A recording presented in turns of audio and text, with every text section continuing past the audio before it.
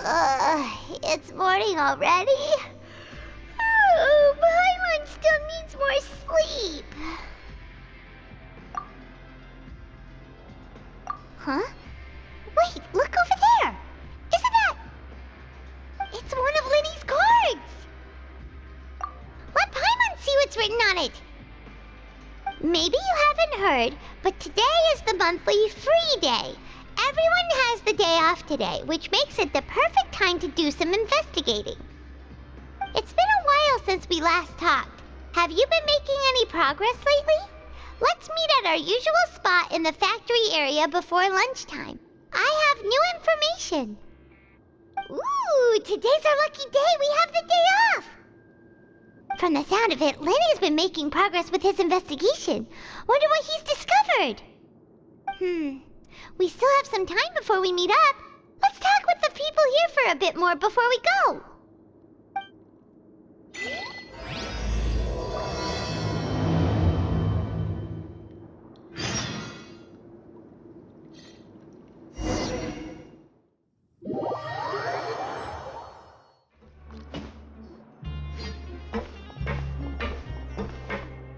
There's a group of people over there. Let's go listen in. So I said, that's not a faucet. Hey, who are you two? Why'd you come over all of a sudden? Oh, sorry for eavesdropping. Sounds like you were talking about something private. What's the matter? They're just looking to join in on our fun, that's all. Hey, don't pretend like it's okay for them to just interrupt us like that. Yeah, fine. You're lucky we don't mind extroverts that much. You hear that, Quisto? What nice! Your expressions tell me you're looking to hear some juicy info, am I right? But before that, it just so happens that I know you two. Really? Are we that famous? You're kidding. How often does anyone get a personal tour led by His Grace himself? Practically everyone was talking about it. Word has it that you also caused quite the kerfuffle. A little mistake, huh? I like the way you put it. You see, people with a good attitude can join our group anytime, unlike some of the others here. Your group? I'm Quisto, and this is Lavaroon. People usually call us the Bombshell Bros, but don't worry. We're not playing with bombs or anything. It's just that our information is always so explosive, and we blow minds on the regular. So, you two really like to gossip? Whew, you sure know how to embellish. No. You don't get it. Knowing intelligence will make things better for you here. For example, knowing who's working with whom, who has the latest rumors, who's not getting along. Wouldn't you like to know all that? Whoa, all this info's worth something, you know? You should prove you're worthy of it. I don't mind him. Quisto's always this way. Just play nice and say something to massage his ego. The welfare meals. Talk about the welfare meals. Right. That meal we had yesterday was super delicious. Paimon can still taste it whenever she closes her eyes. Is that so? To tell you the truth, I've been helping out with making those welfare meals. I've been working as a kitchen assistant for about a month and a half now. Oh, so you're the one who made those delicious steaks. Amazing. You could be a professional chef. You are correct. I am a true professional. In fact, I even went to culinary school. But enough about it. Since you like my cooking, I guess that means we share similar tastes.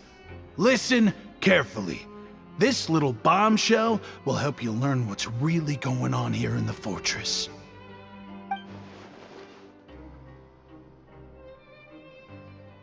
Listen, kids. The power structure within the fortress is quite complicated. The overworlders couldn't care less about us down here. We're basically dogs to them. You've already met the one person here you should never cross, the Duke, Risley. He knows more than you think. And if he doesn't care about something, then he often doesn't bother dealing with it. those who have the Duke's attention get all kinds of special perks, even better treatment in the infirmary. I know who you mean. It's that Jurier character, right? I don't think there's anything useful about him at all. Why does he visit the infirmary practically every day? Is it normal for anyone to be going in and out of there so often? If you ask me, he's just faking it to get out of work. But did you know that Jurier was a talented researcher from the Fontaine Research Institute before he came here? There's no denying that. I don't care if he was a researcher that could turn dirt into Mora. Once you're in the fortress of Meripede, you're just another inmate like everybody else.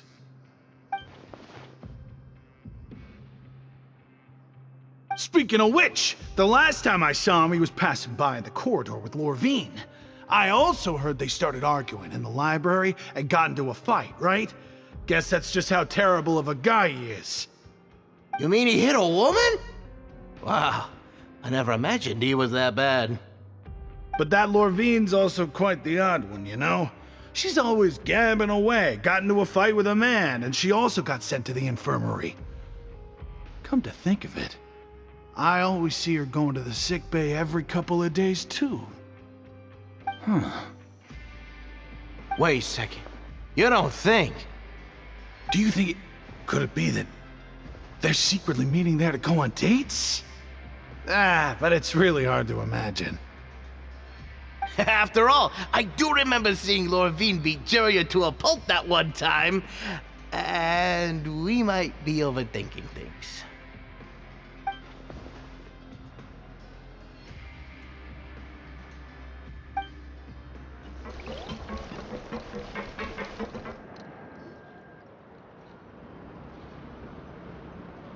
Look! There are some people talking over there! Let's listen in on the conversation.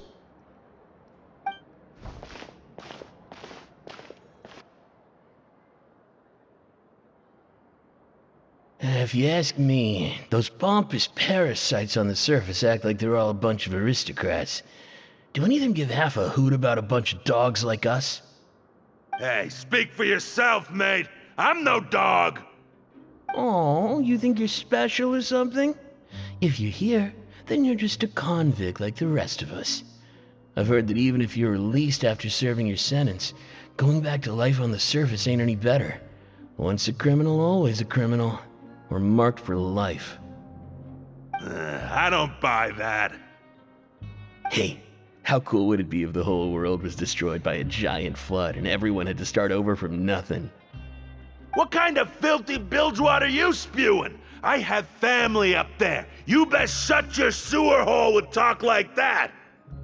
Listen, things ain't so great on the surface, but who says that you have to leave? I've heard that you can still stay here and work even after you've served your sentence. Not bad if you ask me. Who wants to live in the ruddy overworld anyway? And what makes you think they want to hire someone like you? It's one of the great mysteries of the universe, how someone as useless as you is so confident. Whoa. Sounds like they're really unhappy about the overworld. Speaking of which, Paimon never heard anyone use the words overworld or underworld when we were living up there. Is it only something the inmates down here say? That's true.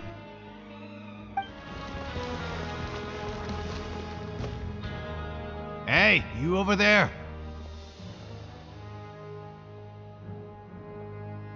Yeah, you. Say, do you like playing card games? You know, like Genius Invocation TCG? You TCG players are like mint in the wild, literally sprouting up everywhere. Hey, come on now. What's wrong with finding fellow Invocation aficionados? Anyway, care to join me for a game? All right. No pressure. But why would you be looking for people to play Genius Invocation in a place like this? Don't people usually come here to fight? Whether you're throwing down cards or throwing punches, it's all a competition, isn't it? It's all the same in my eyes. There are lots of card players here in the fortress. When I saw you, I immediately thought, hey, even outsiders from other nations play cards, so I came over to say hi. Sure, Great! Since you've been here longer than us, you need to flex your seniority a little bit, right? Maybe you could start by telling us newcomers some stories about this place. I thought you would have already heard everything by now. All right then, did you have anything specific in mind? Or do you want me to just pick a topic? Why don't you pick? We'll let you know if we've heard it already. All right. Have you heard any strange rumors since you've arrived? Then, did you know that there are some people who are always gossiping over in the corner? Yeah, so you've already met those two. They're quite a pair. They always keep an eye out for the latest happenings and gossip about everything. I've never seen anyone with more time on their hands. I heard that they used to be a chef and a bartender before they were sent down here. You know how bartenders are, always chatting with customers. And chefs love to pass the time just hanging out when they're not cooking. Good to know. Do you have anything else to tell us? Let me think. Sounds like you want to hear something a little more tantalizing. Oh, did you know that the Duke was also a convict in the fortress of Meripede before? Huh? Wait, are you serious? That's right. The Duke was an inmate just like you and me. Seems he was exiled here for committing some crime. Who knows how he ended up rising up to become the warden, though. To go from an ordinary inmate to becoming the manager of the whole place? I'm not gonna lie, I kinda respect that. A forbidden zone? Sounds like something that someone just made up. I've never heard of that. Where did you hear about it? It's just a rumor we've been hearing, but no worries if you've never heard of it. Do you have anything else you can tell us? Anything else? Not that I can think of, but I'll be sure to tell you anything interesting I hear next time. You'll have to play a game of Genius Invocation with me first, though. Okay, we've talked to just about everyone, and it's about time for us to go meet Linny. According to the card he left us, we should go meet him in the production zone.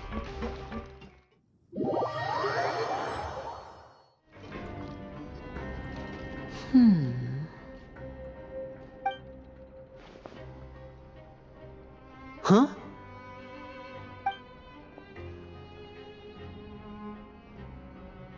That look in your eyes. You found something? Hey, this is no time to be modest. Just tell him we found a boatload of information. Oh, as expected of the legendary duo, you have my full and undivided attention. Huh. I'd have never guessed that myself. The rumors swirling about this place are unreliable after all, and Master Child probably went missing because he found a way out. He is a harbinger after all. I suppose he's much more resourceful than I initially gave him credit for. Unfortunately, this isn't enough for our final report to Father. We need to find out Master Child's exact whereabouts. Father told me that even though Master Child said he was just coming to Fontaine for a vacation, he actually had some personal reasons. His agenda might be linked to his disappearance. His escape route is already flooded, so we'll have to task someone with professional diving skills to chase after him. Well, when you put it that way, it's obvious that only Fremine would be up to the task. Bingo! Is he around? He's working today. Coming here as a group would have attracted too much attention. I'll talk to him about it later. It's the least I can do. We're all in this together, so it's only fair for us to fulfill our end of the bargain. Honestly, I'm far more impressed by you guys managing to collect all this information right under Risley's watchful eyes. Collecting information has always been our strong point. Now, let me think. To find out more information, Fremine will have to retrace Master Child's original route. And if he's to do that, he'll have to set out on the next pipe cleaning day at the earliest. That's 6 days from now. And after that, he'll probably take another 2 or 3 days to return. You can even estimate how long it'll take for him to get back? We've been working together for a long time.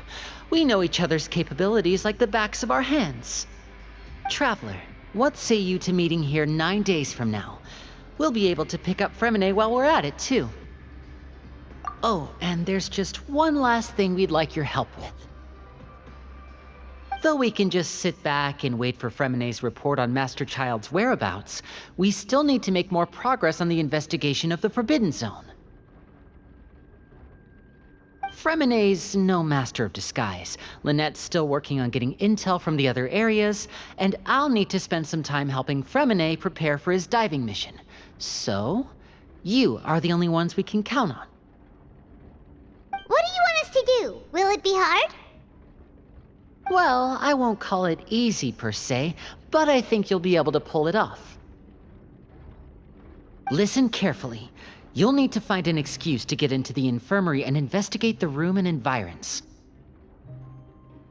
You've mentioned several sketchy-looking people always meeting at the infirmary earlier, so it probably has something to do with the secret we're hoping to uncover.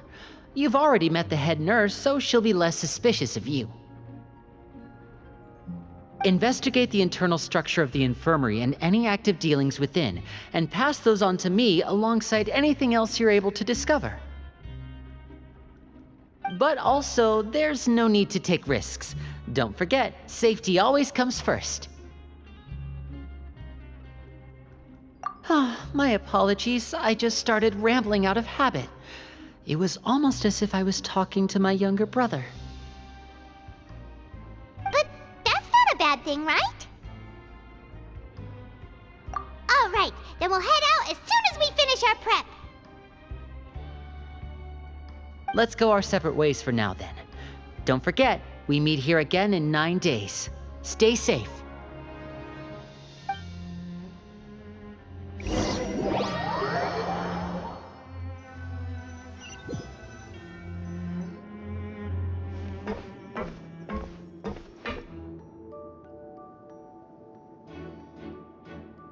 Hey, stay here for now. Paimon will take a peek.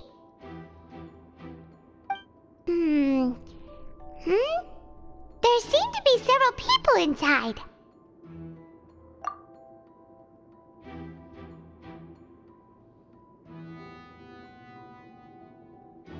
Right. I feel like this...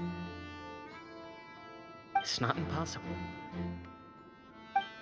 Oh.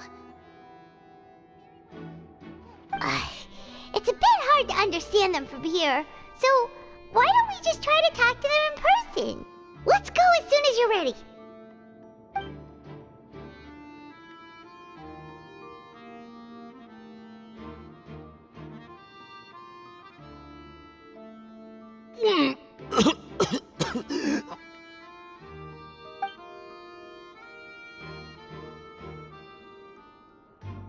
Someone! Please help! He's sick!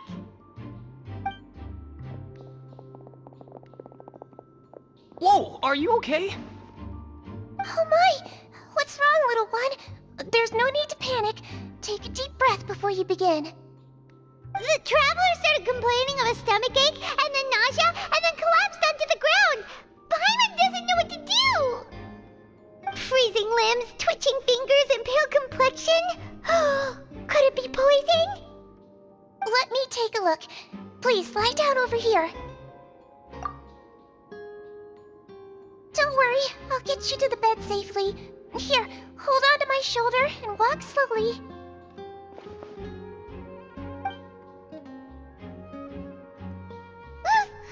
You can do it, Traveler! Don't apologize. You're sick after all. Now, please relax. I'm just going to do a preliminary checkup on you.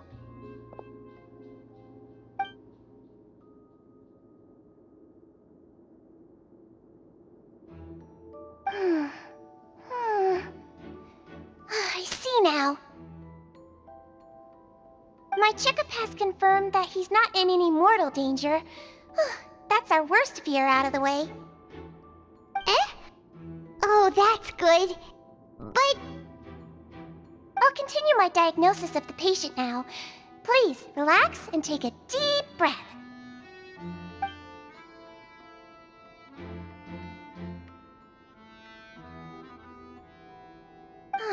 Don't sense serious damage to your organs either.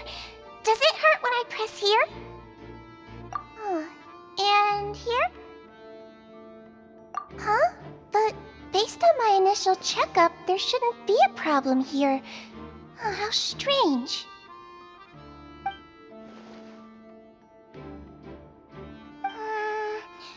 What about here? Does this hurt? Oh, I understand. So that's what it is. I think you just ate something that disagreed with you. That's all. Nothing too serious. Outside of a pretty bad stomachache when it decides to act up. So that's what it is. Thank goodness it's not anything more serious. And there have been other inmates complaining about the food recently. I'll inform our head chef, Mr. Wolsey, of this problem as soon as possible. Congratulations! The health risk is incredibly low, so you should recover within a couple days. Why don't you take a rest here while I go get some medicine for you? Miss Levine, I'll have to trouble you to help me look after this new patient while I'm gone. Very well.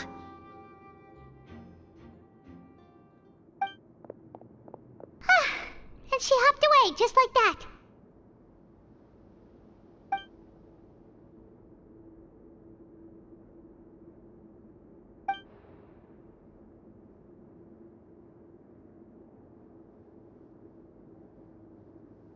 Hello. So how are you feeling now?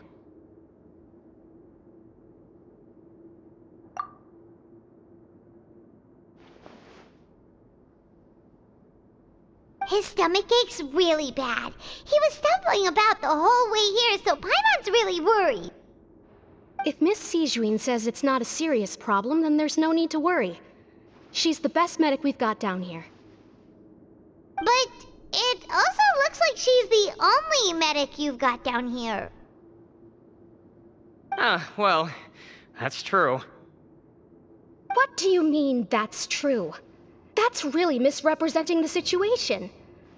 Of course I can't speak for the whole fortress, but it's not like everyone imprisoned here is useless, you know?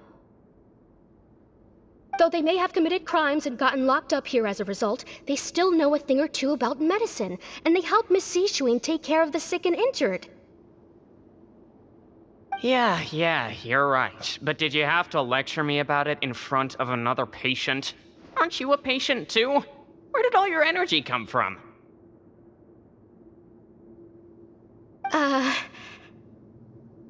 That's correct. Sorry, I got a bit ahead of myself. Are you two also sick? We've been sick a while. I come back every once in a while for checkups, and to pick up the medicines Miss Sijuin prescribes for us. That's just the nature of chronic illnesses. As for her... You could say she fancies herself as Miss Sijuin's capable helper because she learned a bit of medical knowledge ages ago. Please watch your mouth, Mr. Jurier. Don't forget that you are the primary reason I have frequent heart palpitations. Hey, don't start arguing now! Please, keep it civil at least!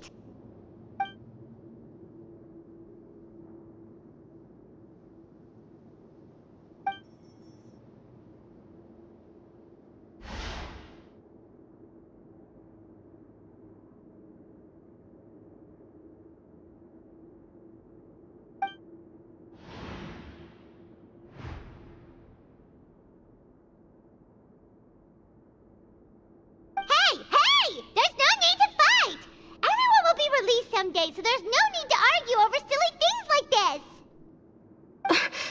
this! But... Release. It's way too early for us to even think about that. And who the heck knows if we'd even be able to continue our previous lives?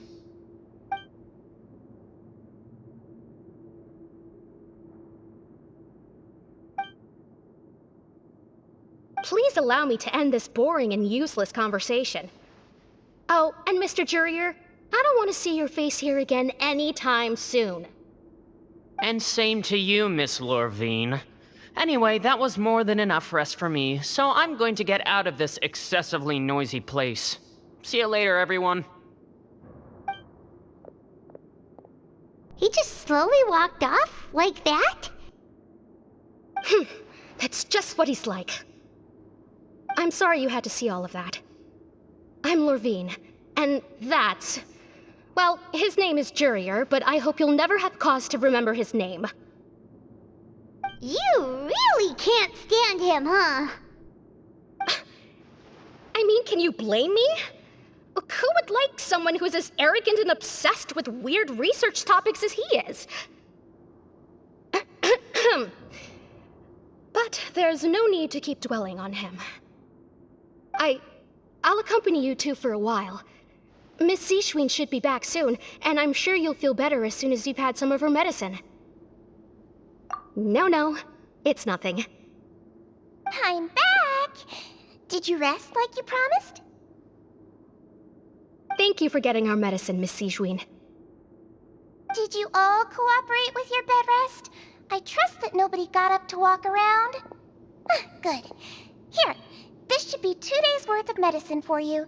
Take 1 pill now, and then continue your bed rest.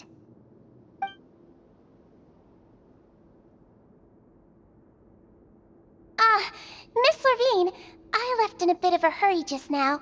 Do you still remember if we discussed the color of the pill that you should be taking today? I remember. You said it should be yellow. Yellow, huh? I understand. These are yours. Please, make sure to go to bed early after taking them tonight.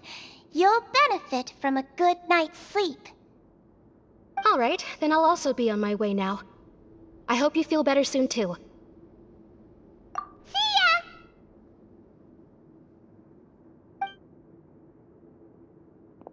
I'm going to fill out your medical record now.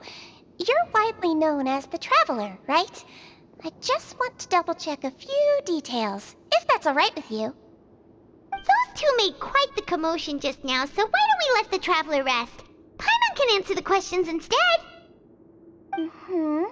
So his primary symptoms are abdominal pain with secondary symptoms of nausea. Is there anything else? That's it. All right then. Is there anything we should know besides to take the meds? No, his base constitution is quite good, so I'm sure he'll recover quite quickly after taking the medicine. Please make sure to stick to bland or less stimulating foods, and don't stay up too late at night. Got it! Paimon will hold the Traveler to that for sure.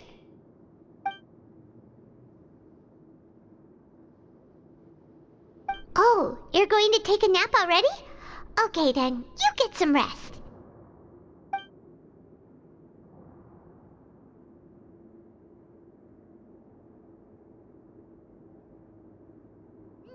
We've been to lots of places together.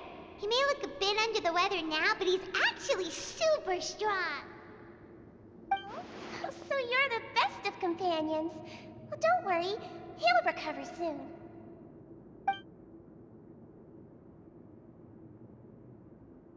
You're awake. How do you feel? You slept for a really long time, but we never left. Well, now you can go back without a worry in the world. Remember to take your meds regularly, and remember bland foods. Thank you, Miss Sijween.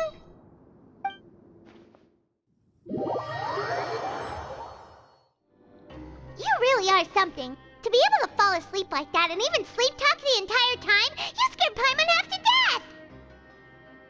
No, but you kept mumbling things along the lines of, Pyron, don't take my grilled fish, and put down the Adeptus Temptation now! Paimon talked with Sijween the entire time you were asleep. She seems like she's just a sincere nurse, and Paimon didn't notice anything unusual in the room. Are you sure we're not going off track with the infirmary?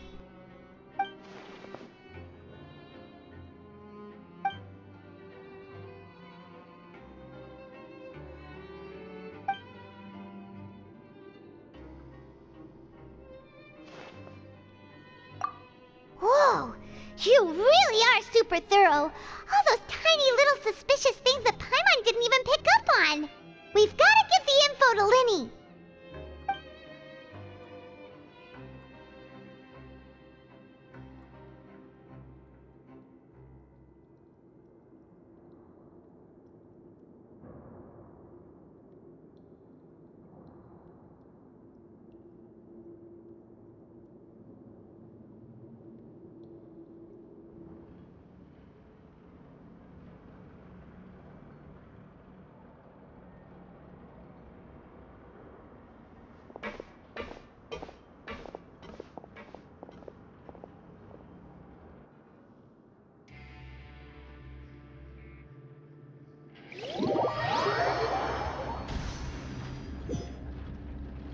Today's the day! Let's go meet up with Linny!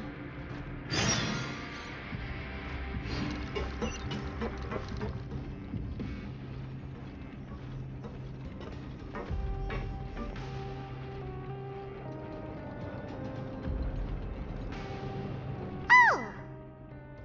Hmm?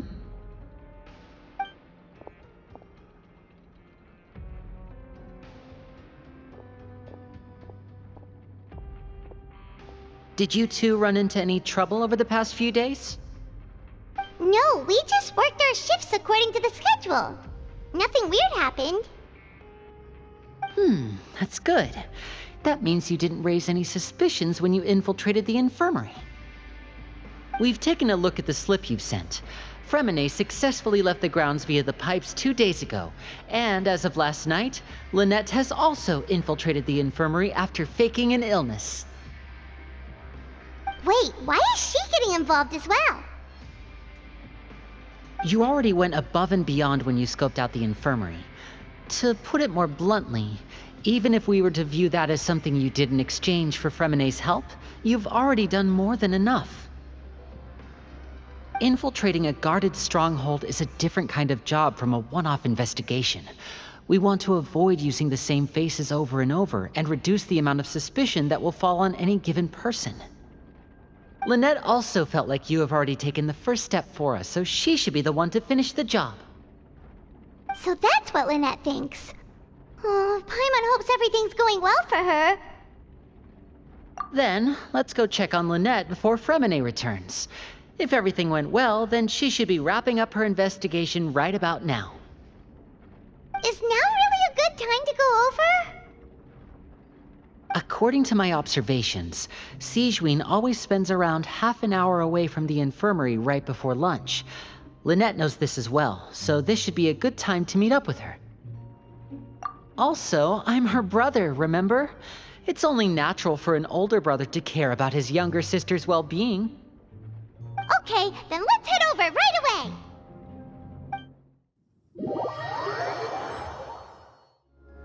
Lynette should be here right now. Huh. Strange. Lynette? As expected, Sigewinne isn't here, but why isn't Lynette here? No, Lynette rarely deviates from the plan. We agreed that if she were to make changes on the fly, she'd find a way to let me know. Unless...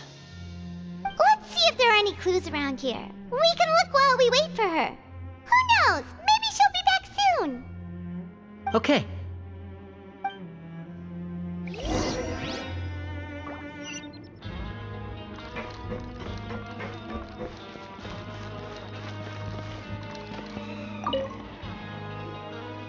Ah, this is it! We saw it before! Wait, this thing? It doesn't look like it's been disguised that well.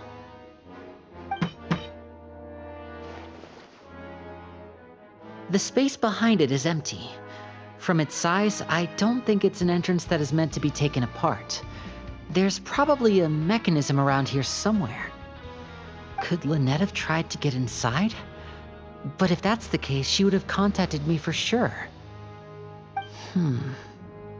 Let's look around here for some more clues. Don't panic, just take another look.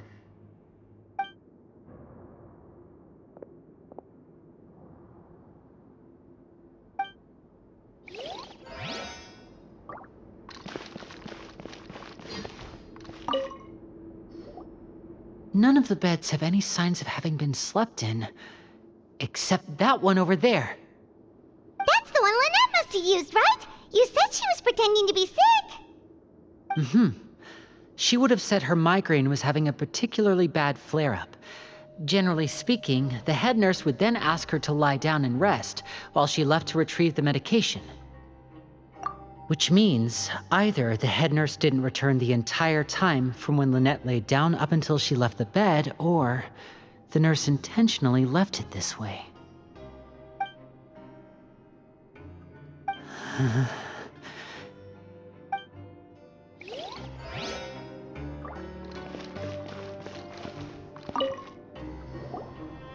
There are some books here and a few files. They all look like medical records. Advanced nursing, how to raise the spirit of your patients, a quick guide to the psychology of emotions, and the meaning of laughter. These sure are some interesting books. Who knew Sijuin would be interested in these kinds of things? She even has books on understanding people's motivations and feelings. Is it because she's a Melazine? Or does she have a need to understand her patient's emotional state? Seems quite normal to me. These are skills that would come in handy for a nurse from time to time.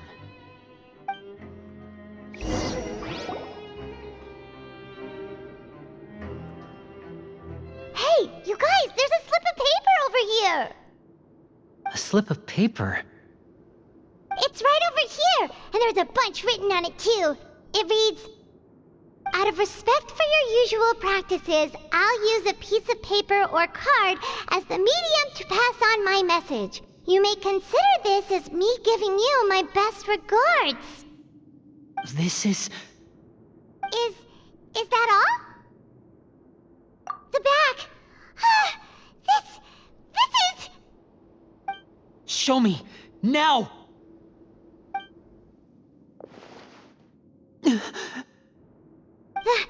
That look on your face. Paimon's reading it now. Would you care to guess where Miss Lynette of the Fatui could be right now? No. Could she have... Is she already... Wriothesley. Did he deliberately leave the infirmary unguarded to use it as bait? Wait, you mean he was aware of our goals from the very beginning? But why? We didn't run into any trouble last time, and he also never reached out to us since. Yes, that is a crucial question. Wriothesley, he doesn't do anything without a clear goal or reason. So this means he had no concerns about your activities from the very beginning. You're not from the same camp as us. You were sent down here by Nervulet, so you have no conflict of interest with Wriothesley. We're a completely different story, though. I'd like to know that, too. Why did he only go after her? Don't panic. Just think everything over. I have to stay calm. This is not like what happened last time. The situation's different now. Wait, you're right. Wait, but that means... the fact that Fremine was able to leave the grounds... Could Wriothesley have let him go as well?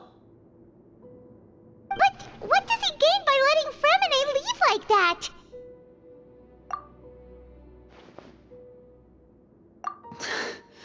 So he's challenging me and trying to provoke me, I'm sure of it.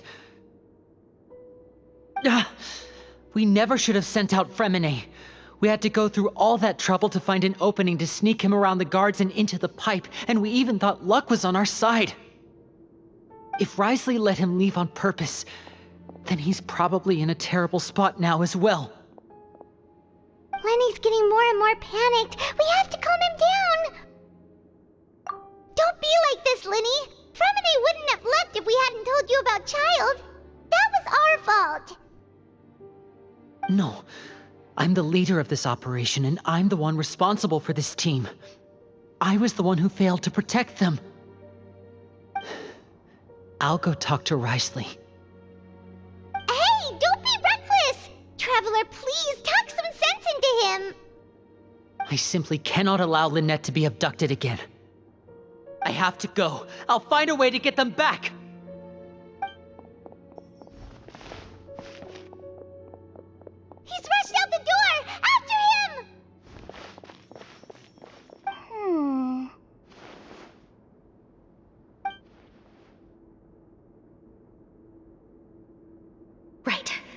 I feel like we still have some room to make changes on these details.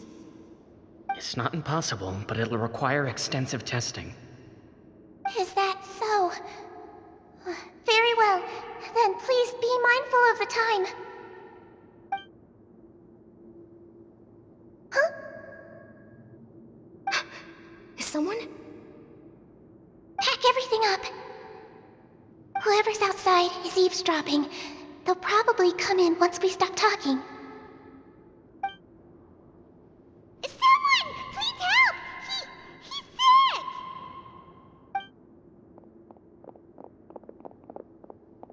Whoa, are you okay?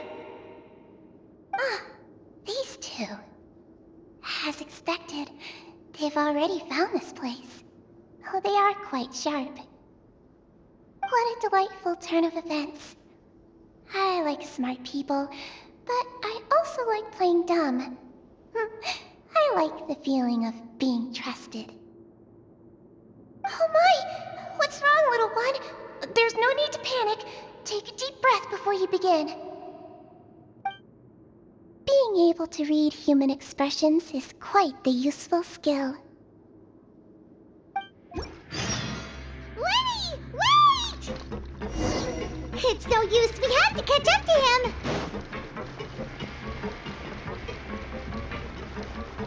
He's already out of sight. How is he so fast? Let's go head him off at Risley's office.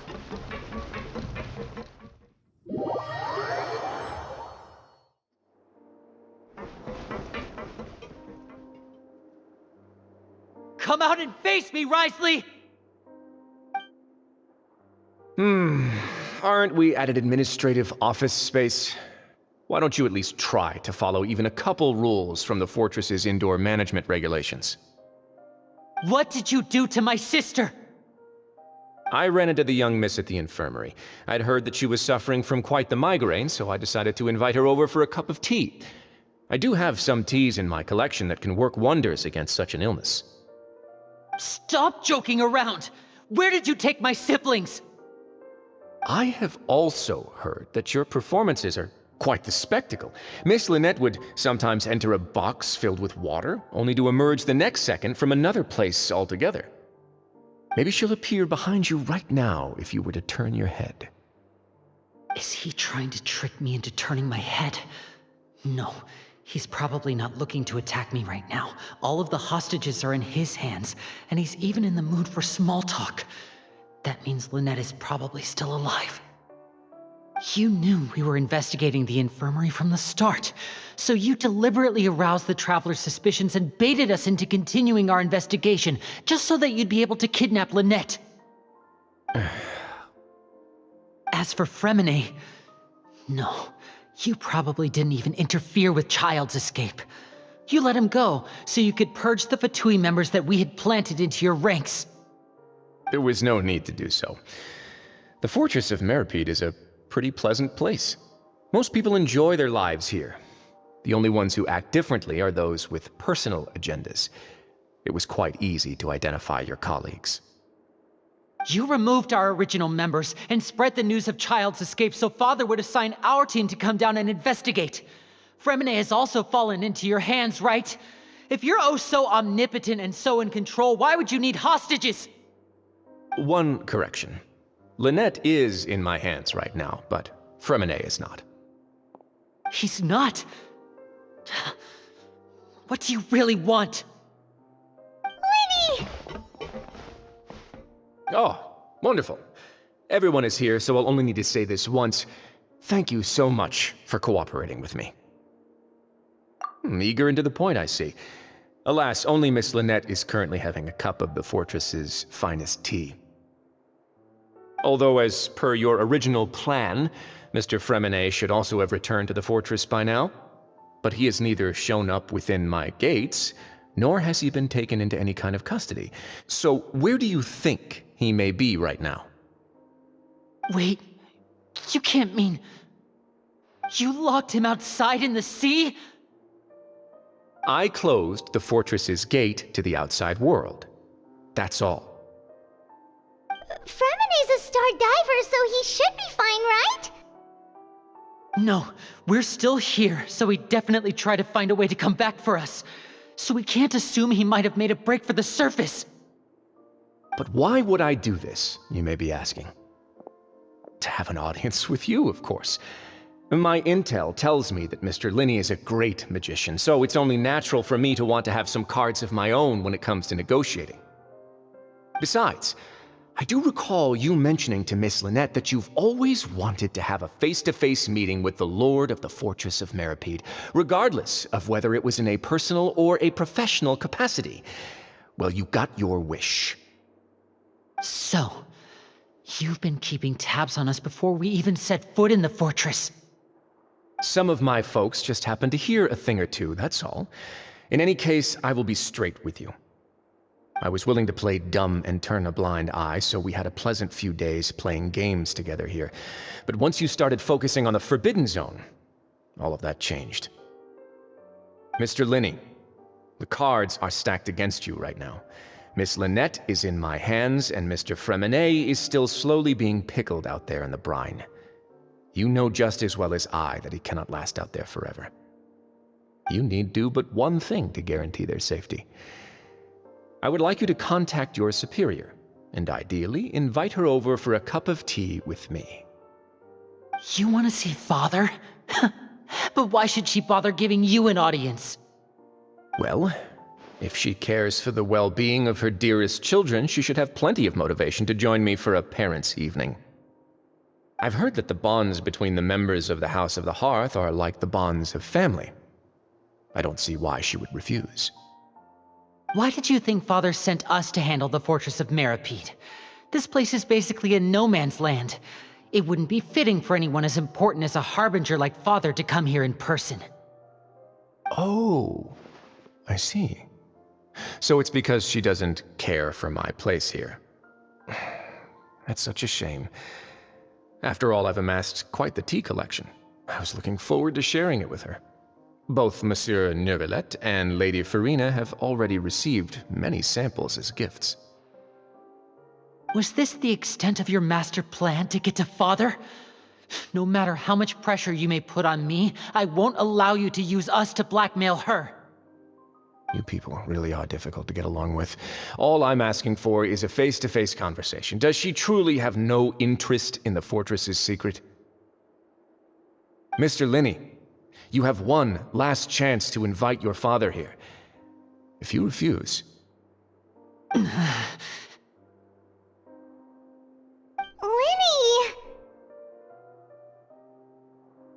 Instead of asking why I'm doing this, why don't you try to see things from my perspective for a second? From the very beginning, the Fatui has been actively infiltrating my fortress. I gave you a warning by cutting off the first few operatives I found, but that only caused you to double down. Had you given up on the fortress then and there, I'd have no reason to want to talk. Mr. Fremenet left the fortress on his own, and Miss Lynette tried to pry out my secrets right in front of me. No matter how you look at it, the responsibility for this falls on you. I shouldn't ask Father to do anything because of us. 6, 5... Wait, 2, 1. Time's up. It really is a shame, Mr. Linney. Risley! Negotiations have broken down. Please leave, ladies and gentlemen. It's time for my afternoon tea. Yeah, listen to the Traveler. If you can't talk to Linny, can you at least talk to us? You do realize that I'm only letting you go because of Neuvillette, yes? You're here helping him out, and I've already done my best to stay out of your way. But that doesn't mean you can just do whatever you want. The fortress may be small and remote, but it still has its own set of laws. Then how about this? Those who are capable deserve respect. You've spent quite some time investigating my home turf by now, so why don't you tell me a thing or two about what you found, I'll ask you 3 questions. Answer all of them correctly, and I'll agree to your request. Question 1. Regarding the hidden rules of the production zone, what is the truth behind the one about not being allowed to work for 3 days in a row?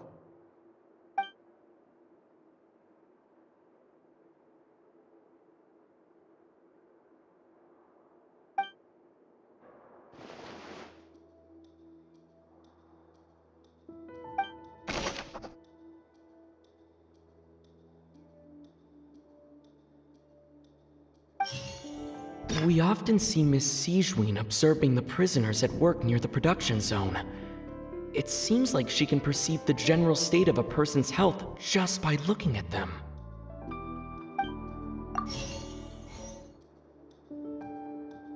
I've been told that the infirmary is always empty for the half hour just before lunch.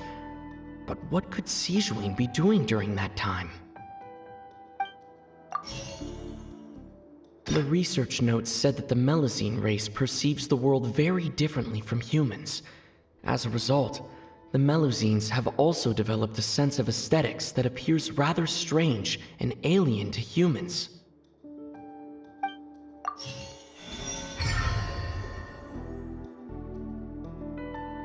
Ah, so that's what's going on. Paimon understands it now. Who would have guessed? The hidden rule of the production zone. People are not supposed to work 3 days in a row, and if they do, they'll get strange meat in their welfare meal. At first we thought this strange meat must have something to do with the people who disappeared, but in reality, they were all prepared by Sigewin, the head nurse. She often visits the production zone to observe the workers' health and makes a note of anyone who has worn themselves out after 3 full days of work. Out of her sense of duty as the head nurse, as well as her genuine concern for the workers' health, Sigewin visits the cafeteria right before lunch and cooks an extra dish for those who can use the stamina boost. Sigewin has only the best intentions with her surprise gift and doesn't want anyone to find out about what she does. However, unfortunately, Melusines as a race perceive the world differently from humans, and their sense of aesthetics is even more alien to us. The recipients of her lovingly prepared special meals cannot taste the care within and usually just freak out. Are we on the right track? Not bad.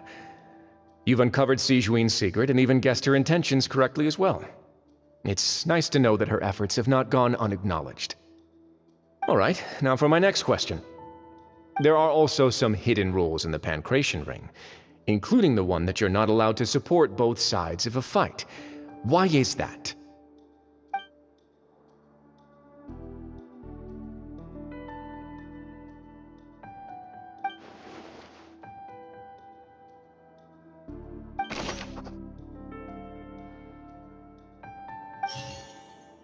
The Fonta promoter has been struggling because he doesn't recognize the real value of coupons. Meanwhile, the Duke believes that only idiots who don't understand the value of coupons will spend them on Fonta.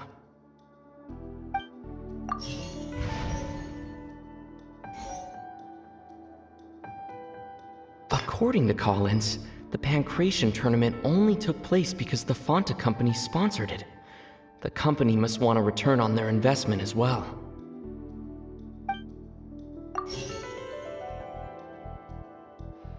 Fonta's internal report suggests that they're starting a new trial of an unnamed and unpackaged product. But the product has to undergo a trial because even Fonta's own employees have a lot of reservations about it.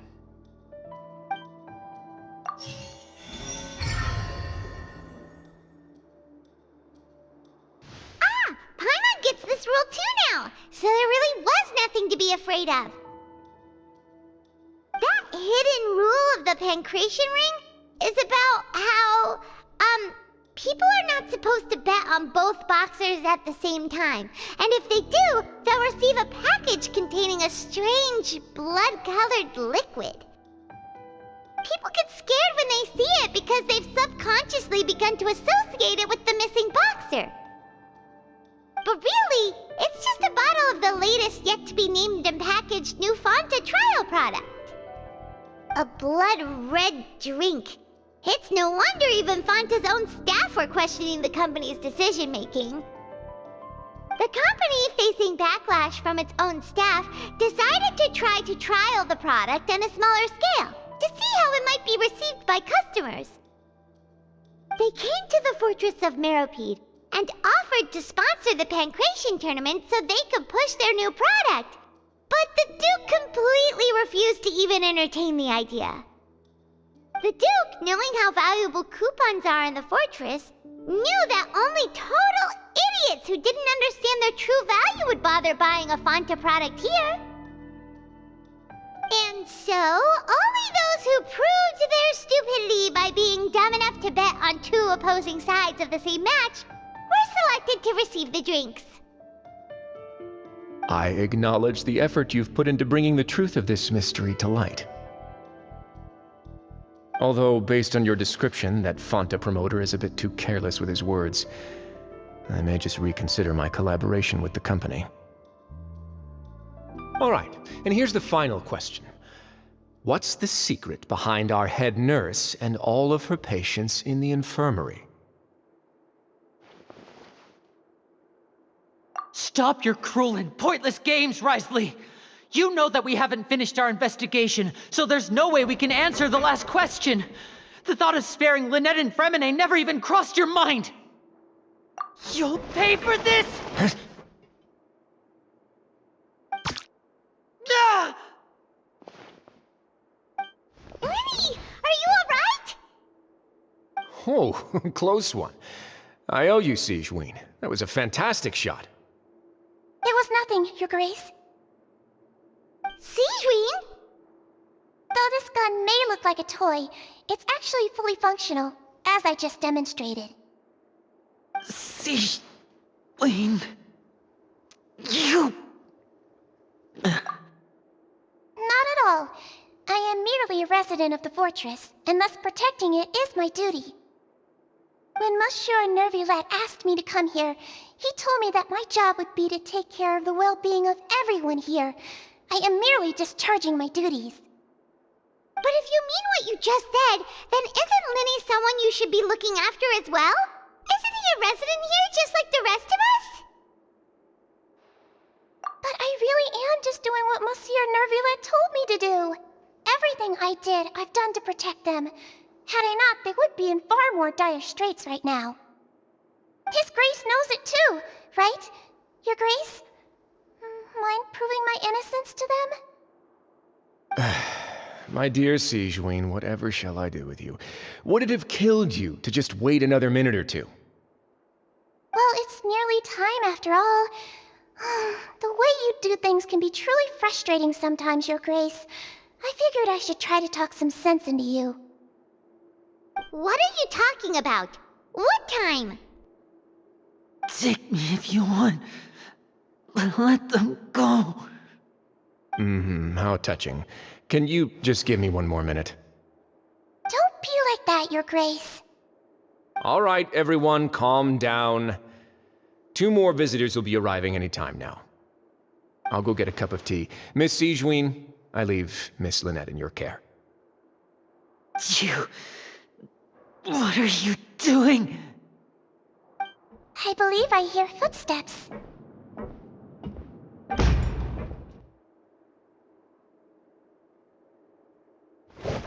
Some space, please.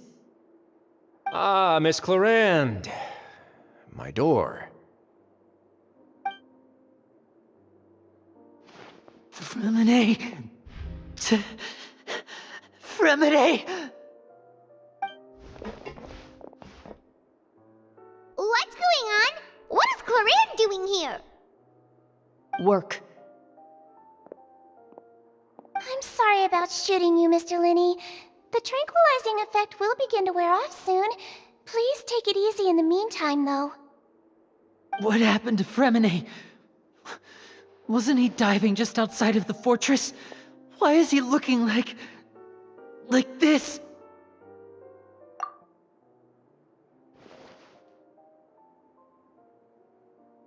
flushed face, an accelerated pulse. He must have consumed primordial seawater. What did you say? Please, make some space.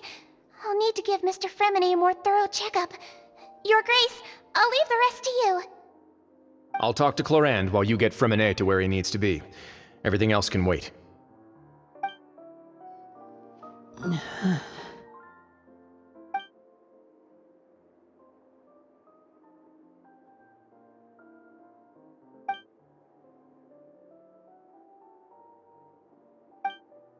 How is he?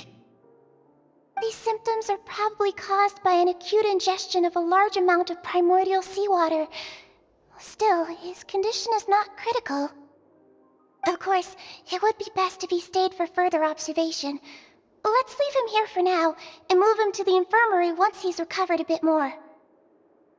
Sorry. I am aware that the infirmary may not be your favorite place in the world at the moment. We do only have a single clinic in the fortress, however. Why would he ingest a large amount of primordial seawater after leaving the fortress? How could that possibly happen? Please, look after Mr. Fremine for the moment. I'll go fetch some medicine and a respirator. Oh, I'll bring Miss Lynette back with me. Where is she? How is she right now? Oh, she just took a nap in an empty room after I tranquilized her. If my calculations are correct, she should also be waking up right around now. You might not believe me, but His Grace and I actually made some snacks and tea for her.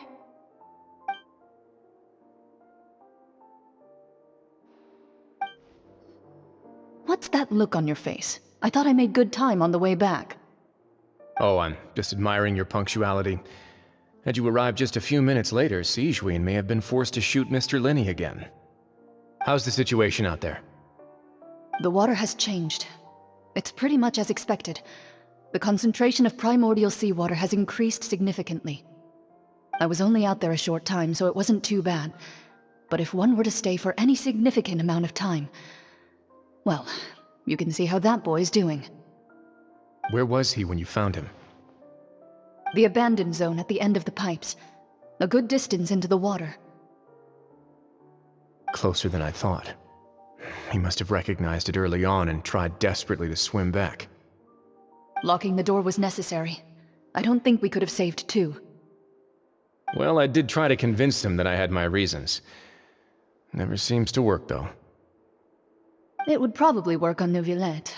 He has a knack for picking out who had good intentions, even when the outcomes were all terrible. It's a bad sign if you're having to plead your case to Neuvillette.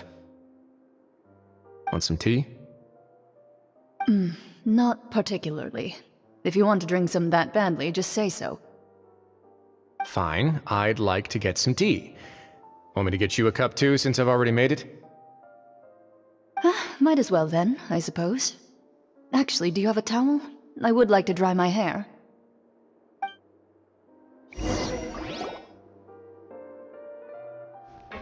Lenny, are you okay? I'll be fine. They're all here now. Don't worry about me. Are you sure? You don't look alright. My hands and feet are still a bit weak, but that's probably just the residual effects of the tranquilizer shot. I'm back, everyone. Lenny! Oh, Traveler, Paimon, you're here too. Fremine?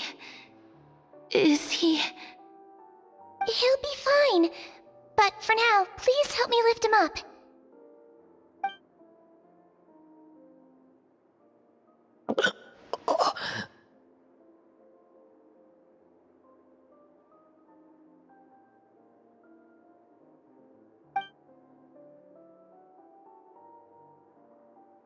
His breathing's beginning to slow down. Give me a hand and help me get him to the infirmary.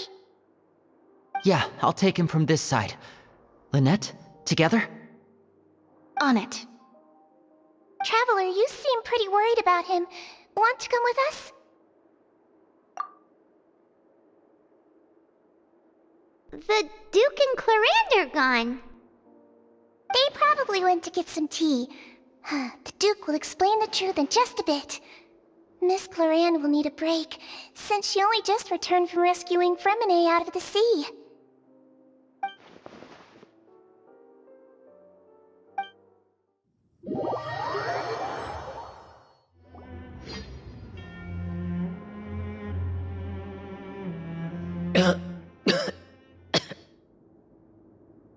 He's awake. Fremine, how do you feel?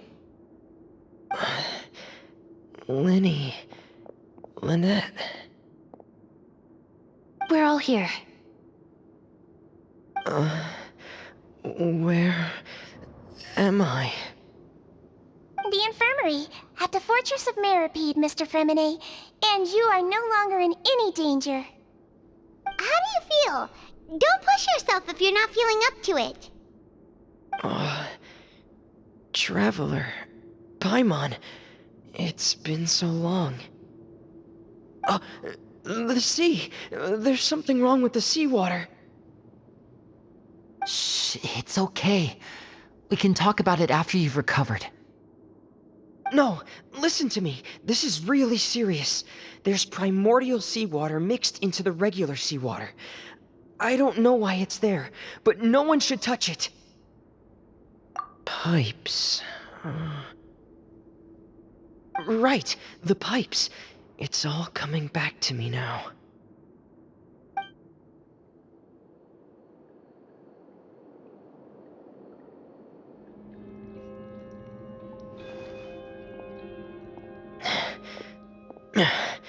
I'm in. Seems like this pipe hasn't been used in a long time. It looks abandoned.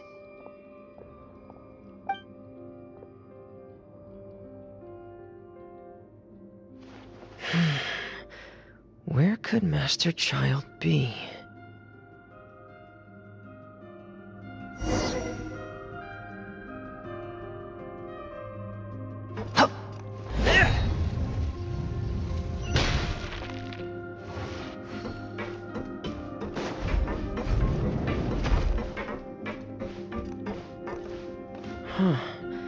This mechanism looks like it's been tampered with.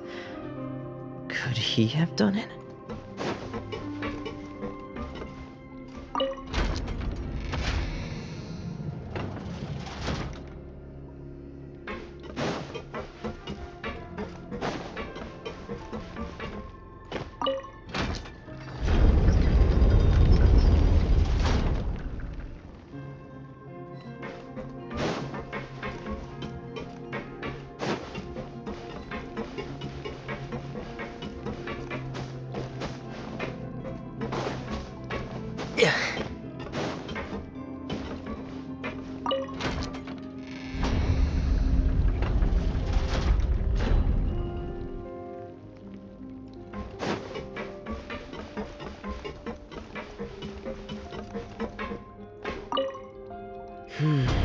It's getting stuck on something.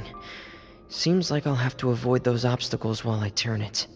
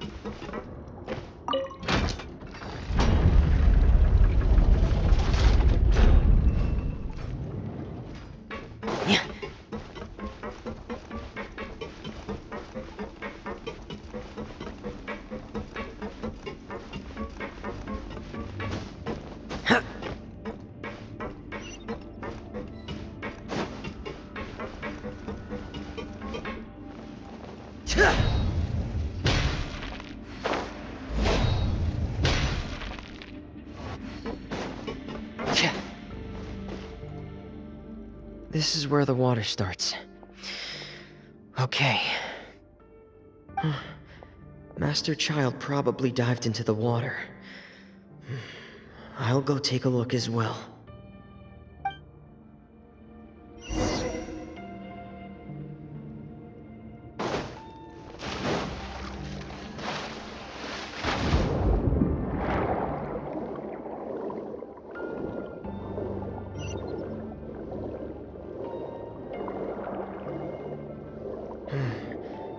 the vegetation here is a bit more sparse.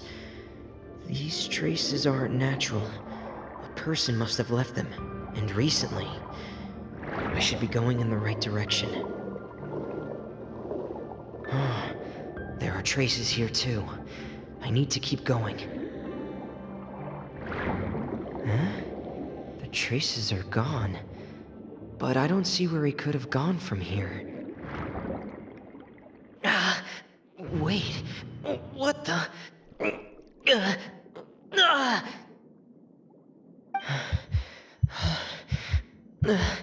My heart is racing, and it's getting harder and harder to breathe. What's going on?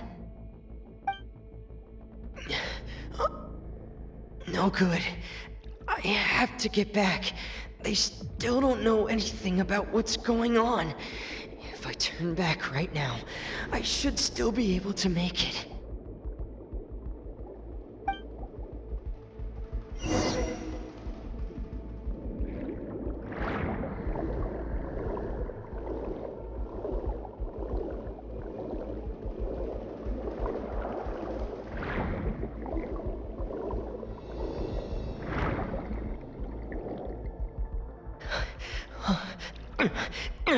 I can't die here.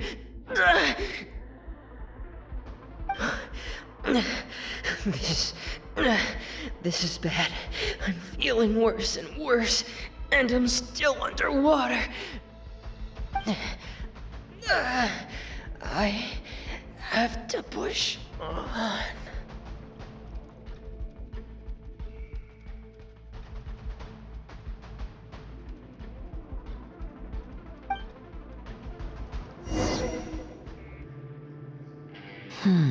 So, in other words, the trail you were following vanished, and you had no idea where Master Child could have gone, but there was also no obvious place for him to have disappeared to. That's right. I tried my best to swim back, but I had already put some distance between myself and the fortress, and I just couldn't find the strength to keep going. I probably passed out some time after that, and you know the rest. Miss Clarand brought you back, but we also don't know why she just suddenly appeared at the fortress, or why she went out to save you. Miss Clarand, you say? I must go thank her in person. You're still too weak for Monet. You can go after you've had some more rest. Miss Lynette is right. I believe Miss Clarand will stay here as a guest for another few days, so there's no need to hurry. A guest? Then I can assume Risley was the one who invited her to come down here? You should ask His Grace about that. He'll be able to explain better than me. Yeah, it's about time he actually told us what's going on. Wanna come with us, Liddy? No, please go on without me. I don't want to leave just yet. Lenny. The logical part of my brain is aware that we're safe right now, but I still can't bring myself to leave. Both of you are just in danger. Understood. Then let's just sit together for a while. In that case, I'll leave the infirmary to you. The Traveler and I are going to head out for now. As long as you stay in here, I don't think you'll be disturbed. Thank you.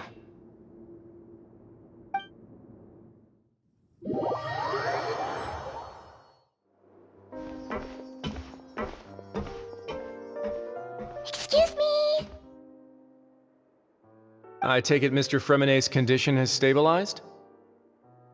Of course. I wouldn't have left the infirmary otherwise.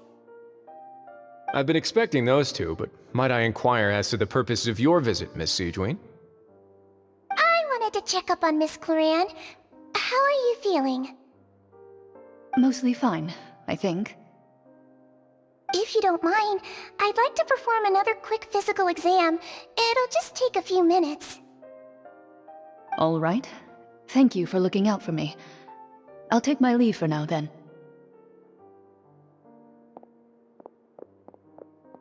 Well, want to explain yourself, Risley?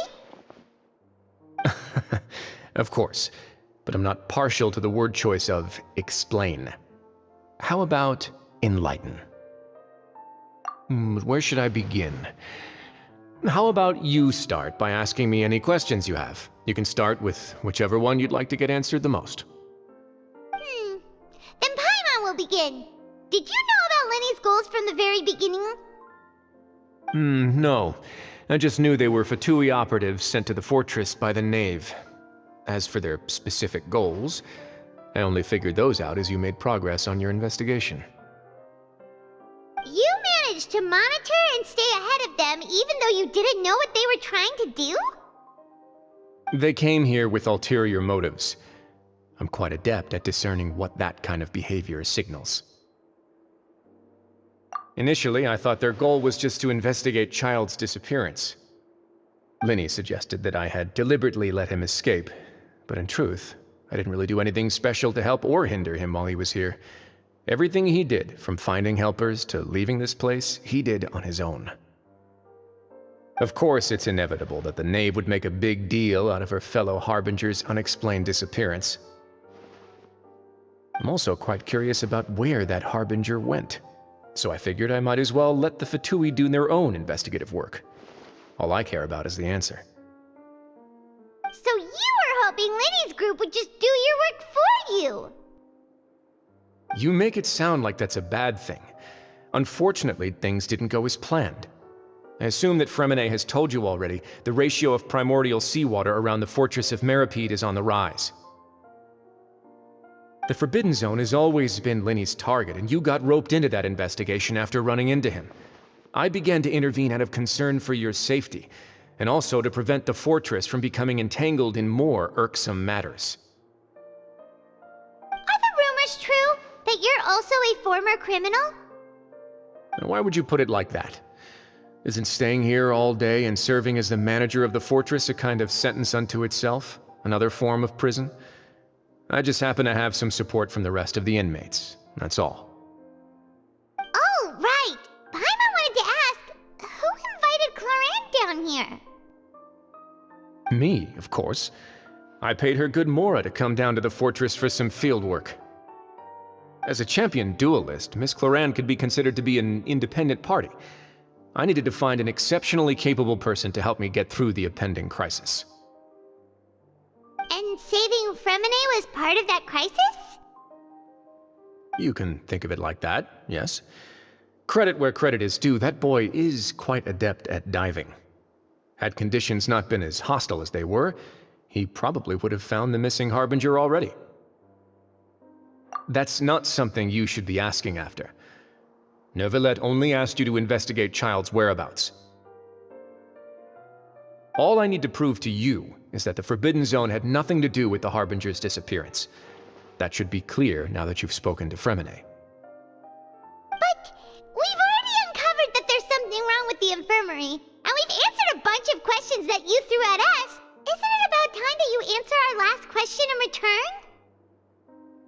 You make a compelling case. Do you really want to know the answer that badly? Yeah, Paimon really wants to know. Even if the truth may not be pleasant? Follow me.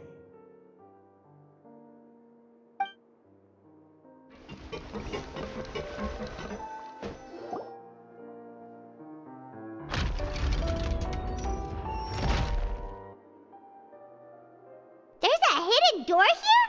And a whole basement behind it? Huh. You're pretty good at hiding stuff, Risley. It seems you've forgotten just what kind of place the Fortress of Meripede is. Stand on the central plate. Wait, is there a secret mechanism or... Whoa!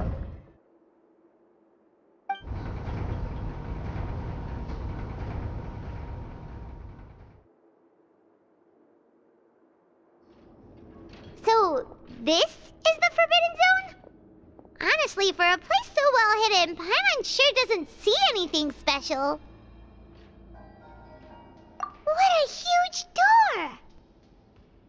There are 3 such isolation gates in total. Generally speaking, I'm the only one who's allowed to go inside. hence the name Forbidden Zone.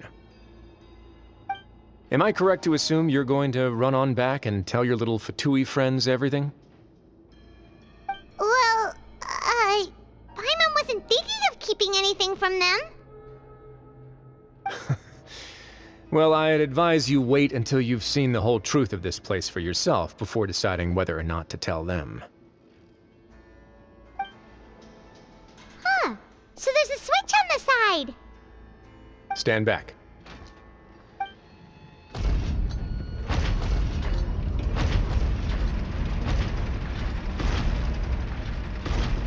Whoa! They all just went up one by one!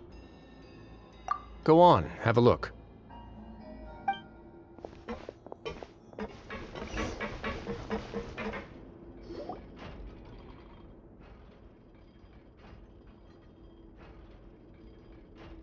I've been interested in what lies beyond that gate ever since I assumed leadership of the Fortress of Meripede. Of course, it would be unwise to recklessly open it, but it'd also be risky and negligent to simply ignore any potential danger that could be behind it. The readings on that dashboard have not budged since the day when I first laid eyes on this place. But over the past year, the needle has crept upwards from its original position, likely because some parameter it's been tracking has changed, if only infinitesimally. Normally I would have ignored it, but I happened to have some free time when I noticed it, so I investigated. Any guesses what the reading could be tracking? Very reasonable guesses. I've considered both of those as well. Unfortunately, our dashboard is tracking something less ordinary. The temperature should vary with weather and climate changes, so for something that rarely shifts, the water pressure is more likely. We ran a few tests to increase the pressure from the outside, but the readings didn't change at all. Later on, a few more possibilities occurred to me, such as a potential connection with the primordial sea. I began to make a few preparations based on that hypothesis. Over the past few days, the needle has moved again. With that, and the symptoms that Fremine displayed after leaving the fortress, I can now confidently conclude that the readings represent the concentration of primordial seawater in the seawater nearby. The concentration of primordial seawater? But we're already under the sea! And that is precisely the problem. We're at the bottom of the sea, and now we're surrounded by toxic seawater. Somehow, primordial seawater got mixed in, and the concentration is steadily rising. Yes, that's very likely. But forget about the two of us! Not even Novelette knows where the primordial sea could be, much less where we could find and plug a leak. Oh. Oh! Seems like you've figured it out. I believe the primordial sea lies directly beneath this sluice gate. For some reason, the primordial seawater levels have risen significantly, and it's now very close to us. The indicators are now red. Although the gate still stands, some primordial seawater has already leaked out and mixed into the sea around us. If this continues, soon it will no longer be able to hold back the primordial sea at all. Yeah, you know what the legends say. If this place falls, then everyone in Fontaine will be turned into puddles in the span of a night. But that's just too weird! Why would the Fortress of Meripede be built right above a sluice gate for the primordial sea? Who built this place anyway? Your expression tells me you think this might be part of a vast, complicated conspiracy. To be honest, you might find the actual answer may be exceedingly boring. It's just that the secret of the Forbidden Zone had been long forgotten by the nation before I rediscovered it with my research. There's no single founder of the Fortress of Meripede in any traditional sense. What we know about its history has been left to us by the people who used to live here. When the previous Hydro Archon Egeria ruled the land, all convicted criminals from Fontaine were exiled. The people drove the criminals away like a wolf pack chasing away the banished. The criminals received no sympathy of any kind from the people. They were exiled to the desolate seaside, where they experienced only pain, struggle, and the bone-chilling cold. Some of them began to repent, and prayed to the Hydro Archon, asking if there was still anything they could do. The Hydro Archon took pity on them and said, "You may go guard my secret, deep underneath the waves." And so, leaning on the power of the Hydro Archon, they gathered underneath the sea and began to build a fortress. They became a community down there in the deeps, and over the years helped it to grow. As the number of exiles increased, more and more people joined the community. When the first group of exiles died, they left the yet unfinished fortress to their successors. The Hydro Archon continued to lend her support, allowing the fortress and what it stood for to continue growing ever larger. Before long, this dark underwater fortress became the Sinner's only home. And with that, the people here stopped referring to the fortress as a prison. They saw themselves as repenting sinners who would regain their freedom once they had sufficiently redeemed themselves. But as time went on, people also realized that the fortress was a lonely place. Once they had gotten used to life here, they could no longer feel comfortable living in the overworld. Once they had finished serving their sentences, some people left and some others chose to stay. They'd find some idle position and let their withered souls fade away with the ancient secrets of the past. After many, many centuries, few people still remember the reason for the fortress's founding. Now they just see it as an integral pillar of Fontanian society, as the place where criminals deserve to be sent. Now and again, researchers manage to break one law or another and live out their days in the fortress. I learned all this from an elderly historian. Everyone else just thought he'd made it all up. But now you know every part of that history is true. Indeed. It's just as the prophecy says. If this gate fails, then everyone will be dissolved into the sea. To be frank, not really. But sadly, that hasn't stopped this prophecy from proving all too accurate. Prophecies are troublesome things. Just hearing one will create the first wave of panic. Seeing signs of it will bring about the second, and actually witnessing it in real time, the third. Let's go somewhere else. I want to show you something.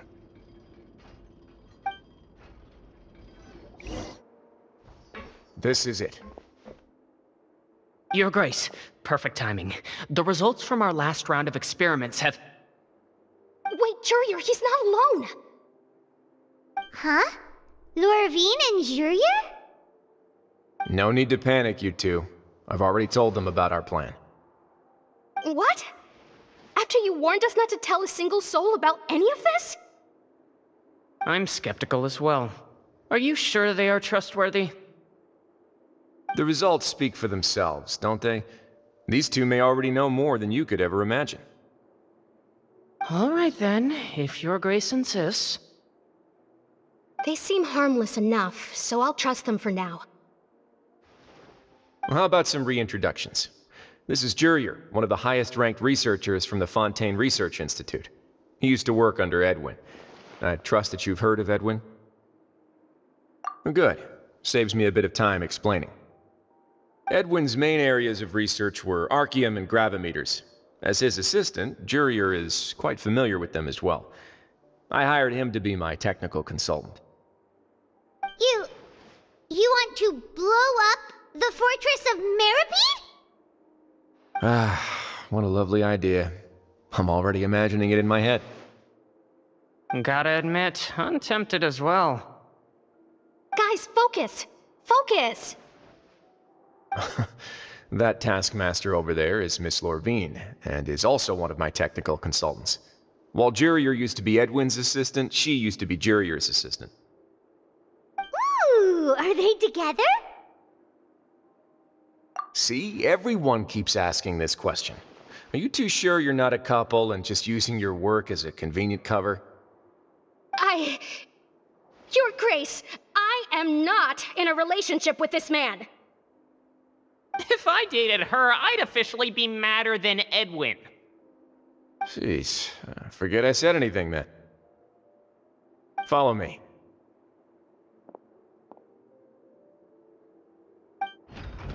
Whoa, there's another door that goes right up. Your constant amazement makes it seem like the fortress can do anything.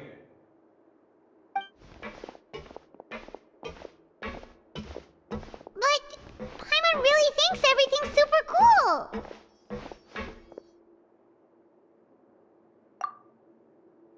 Well, let's spice it up a bit. And here you go.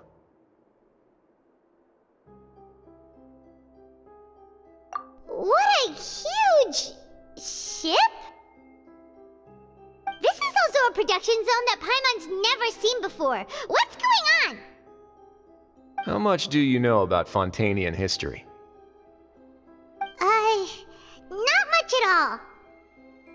Well, then maybe you haven't heard the story of ancient Lemuria. To give you a quick rundown, Fontaine used to be ruled by the Lemurian dynasty.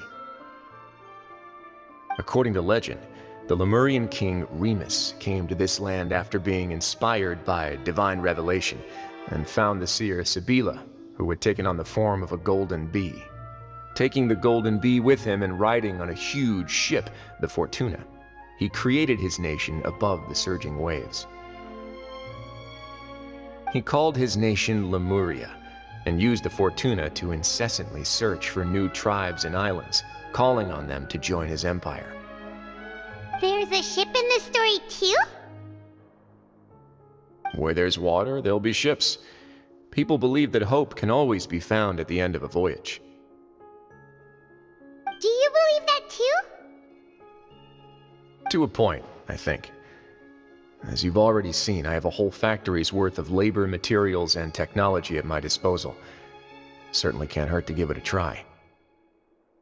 So the moment I began to speculate that the primordial sea might lie underneath the gate, I also began this project. Were you inspired by the legendary Fortuna? Maybe. Fontanians need something to hold on to cope with the impending disaster. Were the workers to find out the truth behind this ship, riots would destroy the fortress faster than any catastrophe. As the fortress's administrator, I'd never make such a reckless call. All right, that's enough talking for now. I'll need another 3 cups of tea to soothe my throat. Do you have any other questions? Seems like you're good. Come on, I'll take you back. I'll leave you here for now. Oh, thank you so much. No worries. But don't forget, it's up to you whether or not you want to share what you just saw. What you do from here on out will likely affect those 3 as well.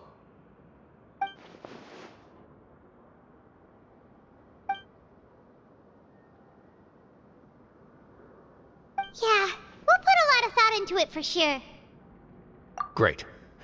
I look forward to what happens next.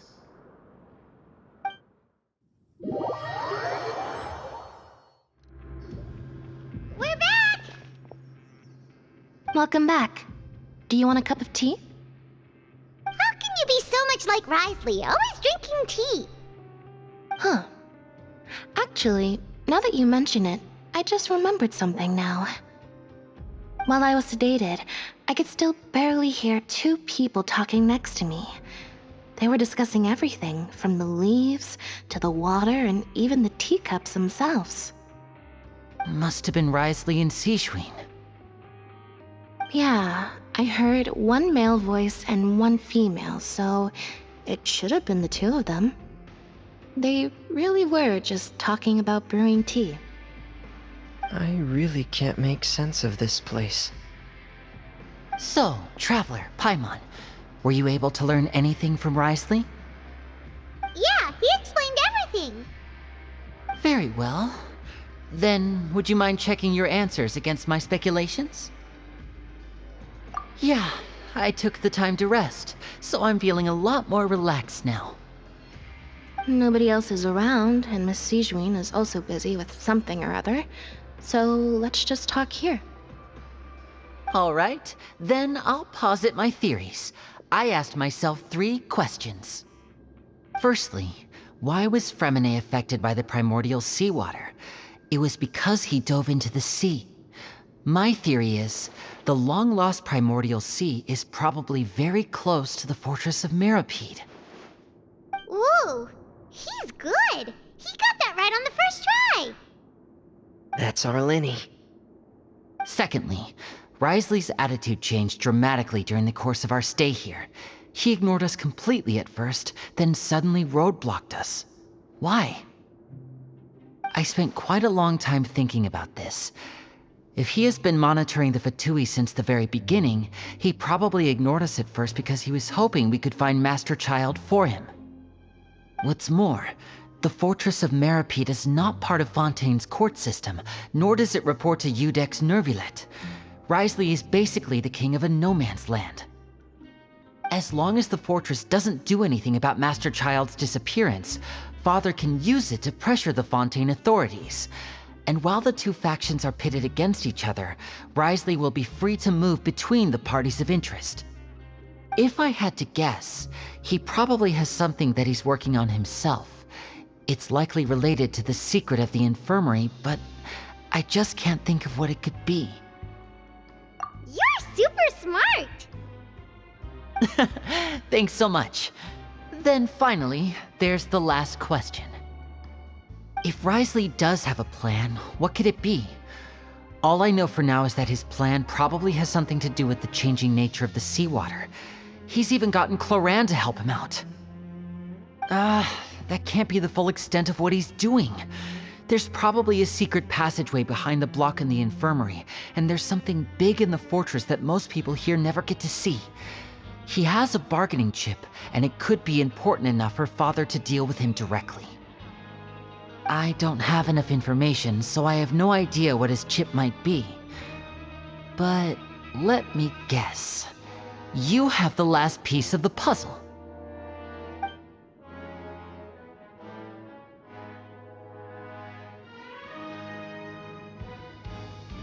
I can't believe it. The sea will engulf everyone. Just like the prophecy said. Could Wriothesley have wanted to meet Father to figure out a way to deal with this crisis? If you remember, I once mentioned that Father sees the House of the Hearth as her base of operations, and she truly wants to resolve the crisis. But how could Wriothesley have known that? Or perhaps he didn't know, and just wanted to bring Father over to his side? Which could be why he said he just wanted to negotiate. Yeah, that makes sense to me. I understand your concerns as well, Traveler. I'll figure out a way to pass this on to our father. No matter what, we're on your side. The two of you have already aided us far too much.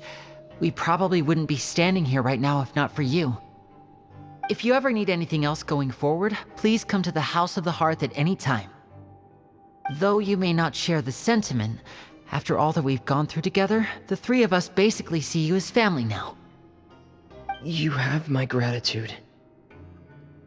Thank you for protecting Lenny when it really mattered. And thank you for sharing the secrets of the fortress with us. We didn't think you were going to do it. Why are you being so formal all of a sudden? Given your strength, you might not need our help at all. But if you are ever in danger, we will try our best to protect you. Aww, the sound of that makes Paimon feel all warm and safe inside.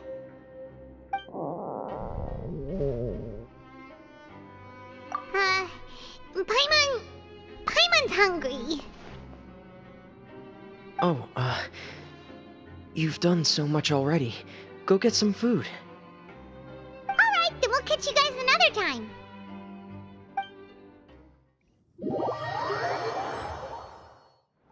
It's time for dinner. Welfare meals now being served in the coupon cafeteria. Come on, let's go pick up ours as well. Traveler and Paimon, over here. Are you here for dinner too, Miss Siegewein? Mm-hmm.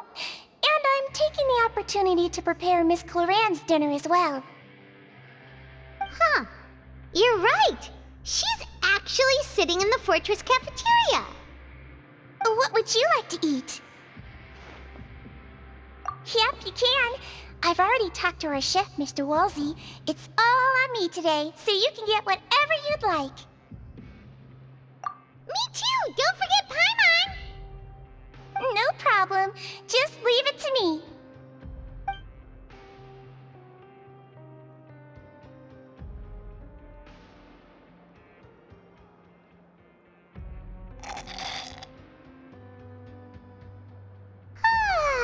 So delicious. Paimon's so happy. Paimon wants to feast like this every day. Feeling full yet? How's the food? Delicious. I'm so glad to see you all so happy. Oh, see, the expression on your face just now? The muscle here just moved, which suggests that you're feeling quite relaxed at the moment. Sigewinne, do you do this to help your patients or to better understand human beings? A bit of both, I suppose. I'm a Melusine, which means I'm very different from human beings. I must know what you're thinking if I want to take good care of you. You're really good at taking care of people. Even though you're so short, you still talk and act like an older sister. Really? You're reminded of an older sister? That's great to hear. Oh, and what did you mean back in Risley's office? When you said that you were protecting Linny and his siblings as well? Oh, that. I just asked His Grace to look out for those children, especially that diver boy. I was getting a bit worried after hearing that something was wrong with the water. Thankfully, Clorand is very strong and managed to save him in the nick of time. His Grace also sealed the pipes after Clorand left, to make sure that Linny wouldn't impulsively chase after his brother. Although the path was blocked, we still stationed some guards there to stop anyone from approaching. They were instructed to only open the door once Miss Clorand had returned. Oh, and I was keeping an eye on Mr. Linny as well. We had to press him, but we couldn't allow him to be in any real danger. You were all super considerate and really thought everything through. It's just what we do down here at the fortress. At least this has been His Grace's style for as long as he's been the leader. Oh, I really wish Monsieur Nervula would come down here more often too. I feel like he'd like it here, with all the darkness and chaos.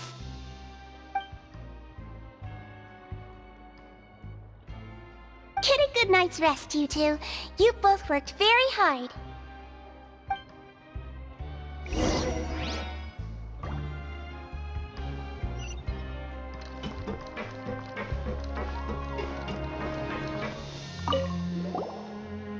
Clorand! Ah, it's you two. How's dinner? It's all right. Miss Sigewinne really put in a lot of effort.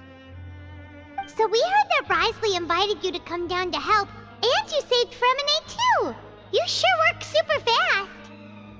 Oh, it was child's play. Still, Paimon didn't know even champion duelists could take on side jobs. Oh, and why aren't you eating with Sigewinne and the Duke? Won't you get bored eating by yourself?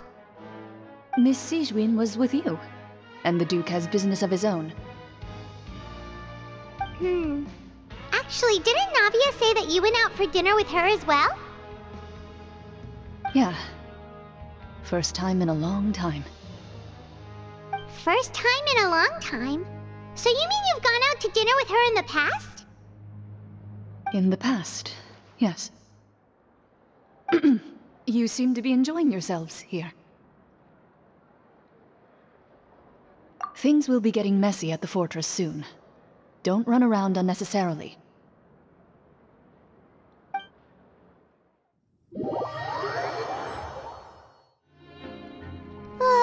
So much has happened. Paimon just feels absolutely exhausted now that she's finally relaxed. Paimon's super sleepy. Are you sleepy too?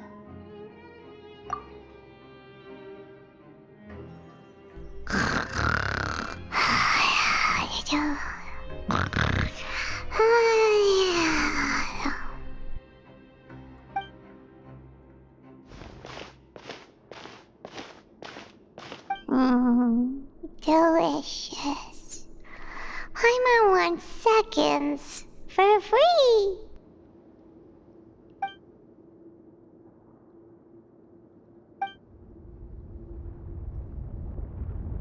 Out of my way! Get out of my way! What happened? Why is everyone running? No idea, but something must have happened. Stop asking! Who's yelling? Paimon still wants to sleep.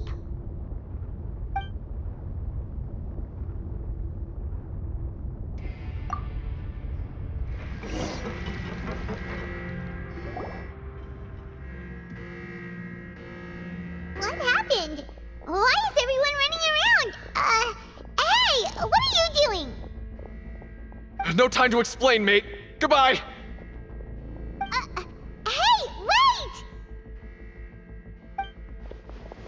What's wrong with these people? They won't even talk to us. They're here! There you are! Oh, thank goodness! Quisto and Laveroon, do you know what happened here? We came here especially to inform you. Something seems to have gone terribly wrong just now. His Grace is telling everyone to evacuate and get out of here. Laveroon was saying you two are new here and you don't have many friends, so you might slip through the cracks. Haven't you heard all the stories like that? An evacuation is successfully completed, yet you only find out once you do a head count that 1 or 2 people are missing. Wait, weren't you the one who brought that up? Why is it suddenly my idea? Hey, shut up! Okay, whatever. The point is, you should come with us. Yeah, he said to get as far away as possible, upwards and outwards.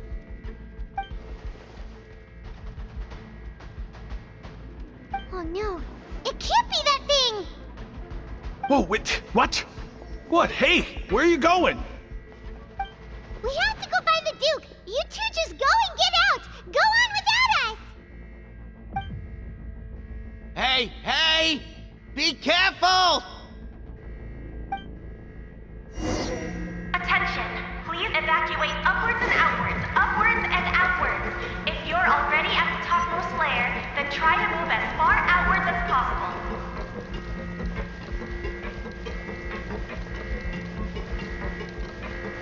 Attention! Please evacuate upwards and outwards, upwards and outwards. If you're already at the topmost layer, then try to move as far outwards as possible.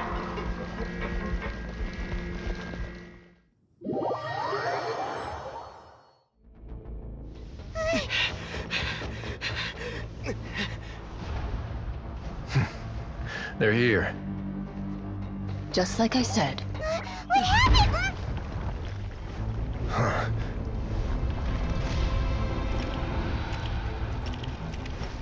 You're just in time. But be ready to run.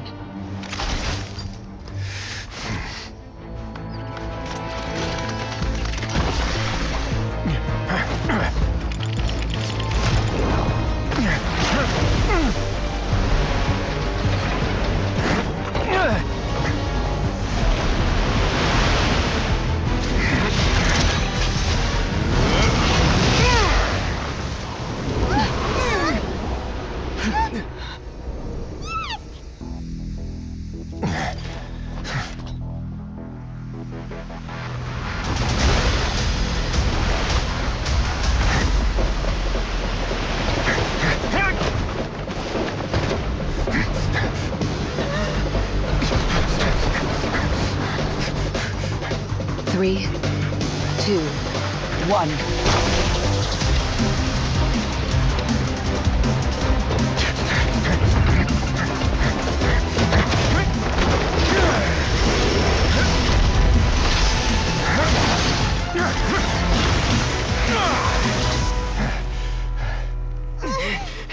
This won't hold it for long.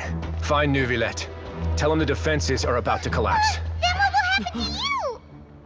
Until he arrives, we're the last line of defense.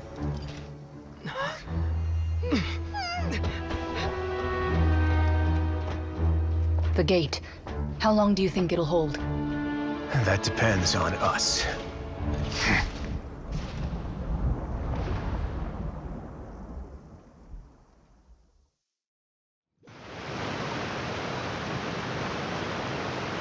Nervalet, why are you here? Traveler, I need you to head to the Opera House immediately. Farina will soon be meeting with the knave there. You must protect Farina, and make sure she doesn't spend too much time alone with her. Will do. You have my sincerest gratitude.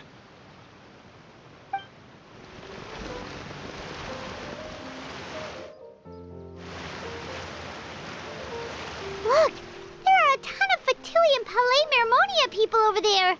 The knave is probably here already. We need to hurry. Are you two the Traveler in Paimon? Monsieur Nervalet has left instructions. Please follow me. Though I'm sure he's already explained, this should be a mostly cordial conversation, unlikely to give rise to violence. But it would be most appreciated if you could protect Lady Farina to the best of your abilities.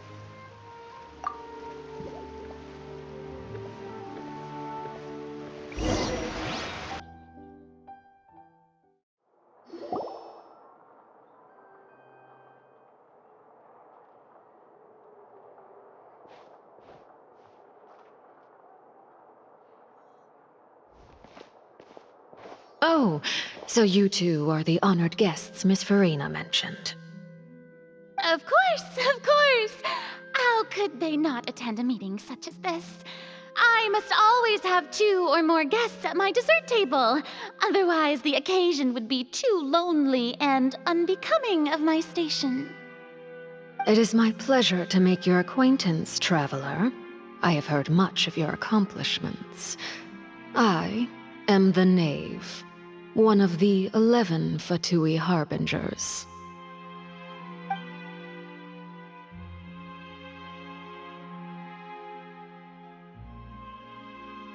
I've already prepared seats for you. Come, sit beside me. Perhaps you two are unaware of how Miss Farina and I do things. You see, we actually recently agreed to get together for tea when we had the time. See this? This is a limited type of confectionery that Miss Farina simply adores. There are only 16 slices sold every day. Here, why don't you and Paimon have a taste?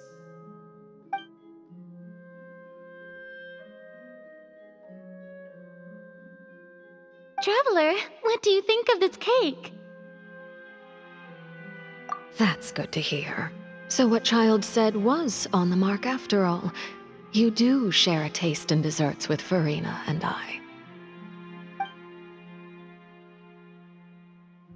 I wonder how he's doing nowadays. You must have heard, right? He's suddenly gone missing. I'm really worried about his safety, you know. Here's to hoping that he's an excellent swimmer. Since we're talking about him, I feel like I should add something. His martial prowess really looked certainly pretty impressive, yeah.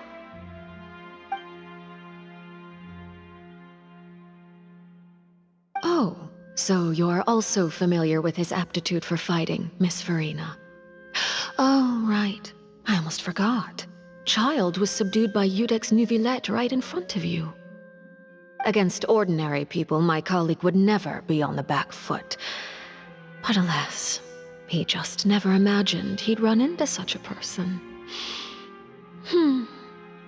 I must express my admiration for Monsieur Neuvillette.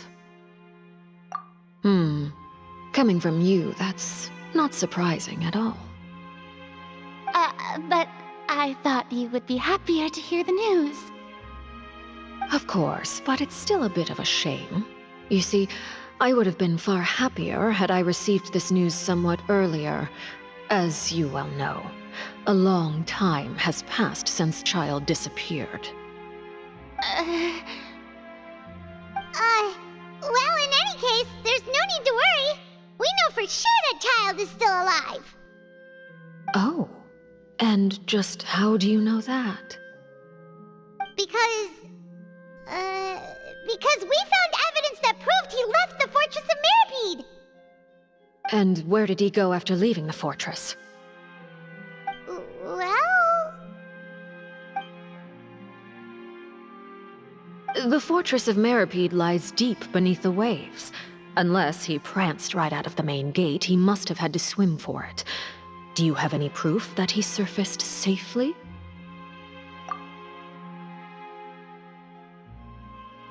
Ah, that is good news at least. His sister Tonya sent a letter to Fontaine not too long ago. Since he was unfortunately unavailable, I picked it up on his behalf. Do you have any idea how he usually writes back to his family? Dear Tonya, your letter made me feel like we were still enjoying our time in Snezhnaya together. I'm currently admiring the scenery on the streets in front of the opera house. Is it something like that?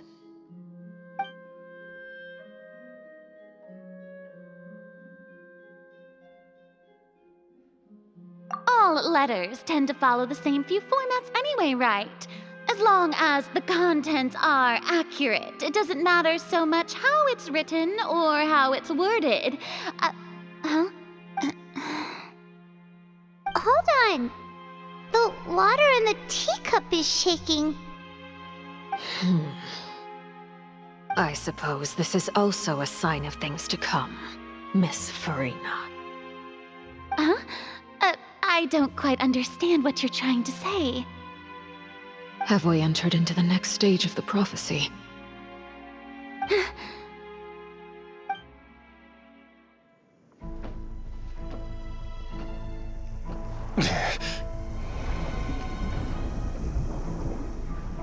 My thanks to you both. I will take it from here.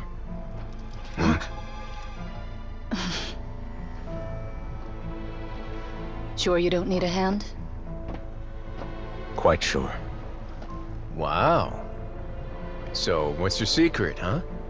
Let me guess. Nah, who knows? Maybe it's just your sense of responsibility. Sounds about right.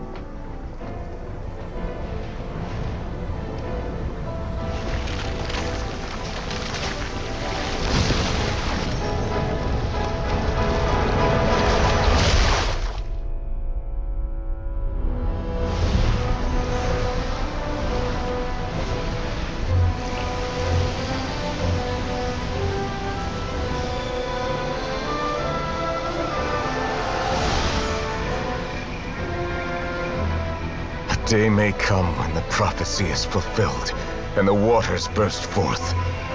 But it is not this day! This ancient power could easily obliterate an entire race. The tsunami of fury would unleash endless catastrophe.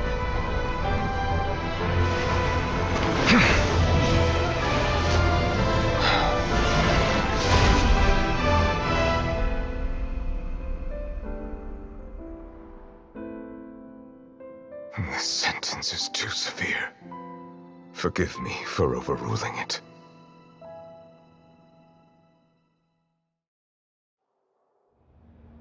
All right. Seems like the problem inside has been suppressed.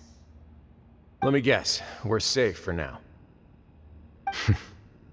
Indeed. But only for now. I win this bet. You owe me a present.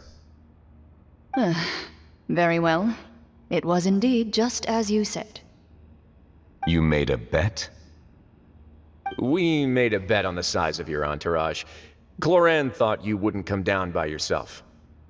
I figured you would have at least brought a few people along for appearance's sake.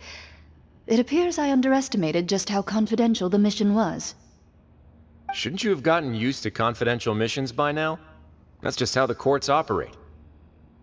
So what gift must the loser give? Tea? He already has tons of tea in his office. I'm thinking about a set of legal codices. That wouldn't happen to be a dig at my lack of legal awareness, would it?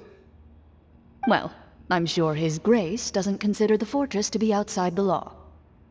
I was under the impression the residents of a place like this would be uninterested in the legal codices. That was obviously a joke. Anyway, you've still got some unfinished business to attend to in the overworld, correct? No need to stay here if you have a pressing matter. We all know you can't leave Palais Mermonia for long. Thank you. I hope everything went smoothly with the Fatui Harbinger.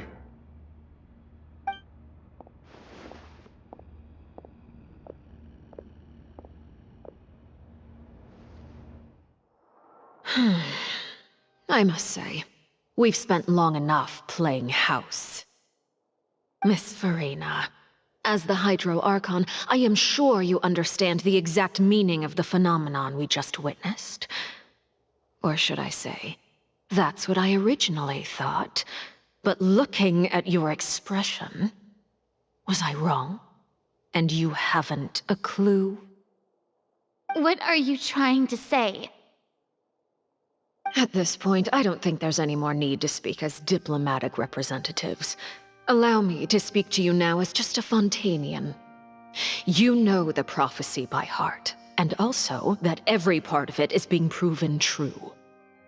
Yet, here you are relaxing, drinking tea, and eating desserts as if it's all nothing more than a few stray bugs in your garden. Do you really think that's acceptable? The prophecy's hanging above our necks like a guillotine. Every faction is looking for a way to either avert the disaster or save their own. Even the orphans of the House of the Hearth have devoted everything to saving their homeland. But you, it beggars belief just how nonchalant and carefree you have been. From the very beginning, you, the god Focalor, you have utterly failed to take action. You're wrong. I've never ignored the prophecy, nor have I just been passing the time in self-indulgence. Retract your accusation and stop doubting the wisdom of the gods with such absurd conjectures! I am not alone in my doubts, you know. All the children of Fontaine may be harboring the exact same thoughts right now. Oh, great Hydro Archon. How are you going to save them? Save us? How are the people you've sworn to protect supposed to survive in a land that will soon disappear beneath the waves? I have my ways, and I've been working on them for all this time.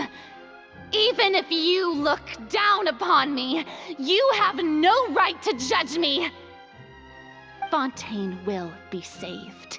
Even if I still cannot see the true future right now, as long as I continue on as I am, I will be able to hold my head up high!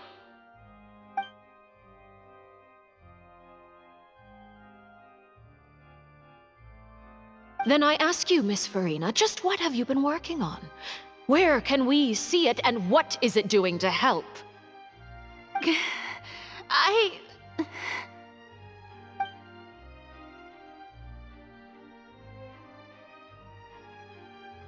My machinations are just like the prophecy itself.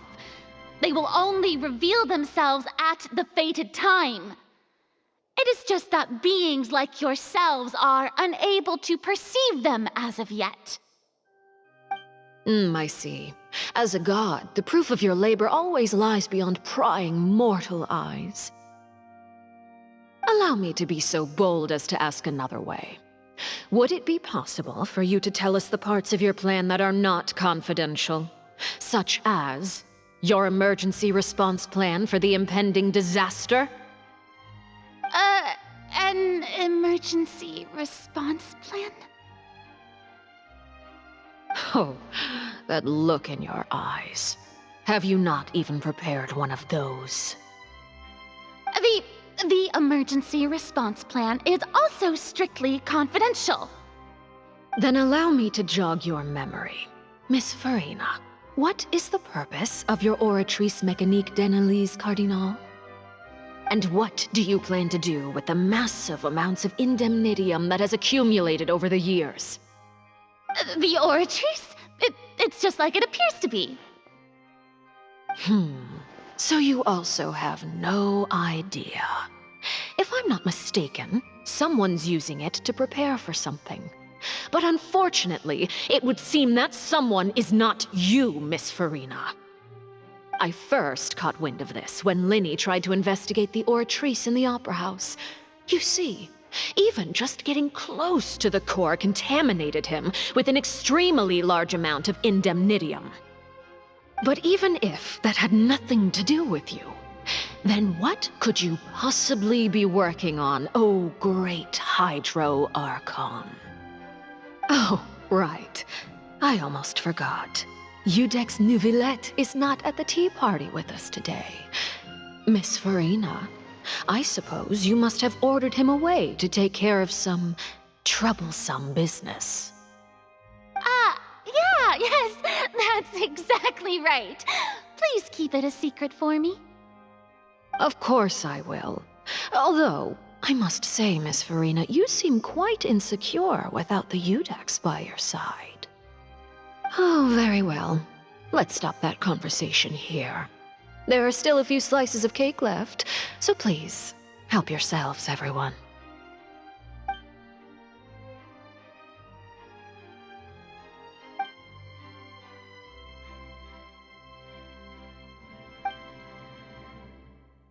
Traveler, I heard that you were recently commissioned to handle a few matters on behalf of the Udex.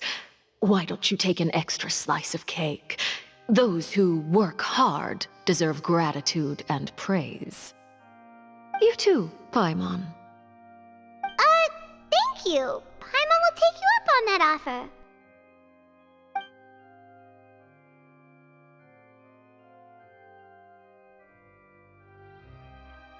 Oh, Paimon's super full. That cake was great. If it's on my tea table, it must be of the highest quality. Yes, and we must thank the knave for bringing these over as well. You're welcome. I'm sure the cake also felt greatly honored to be featured at Miss Farina's table, and I was merely catering to Miss Farina's tastes, seeking a chance to chat over tea. It is getting late. Why don't we call it a day? There are still a few matters that I need to take care of, so I must take my leave now. Very well. We'll end it here. Mind seeing me off, Traveler? We could use the opportunity to discuss Child before I must be on my way. Paimon's coming too!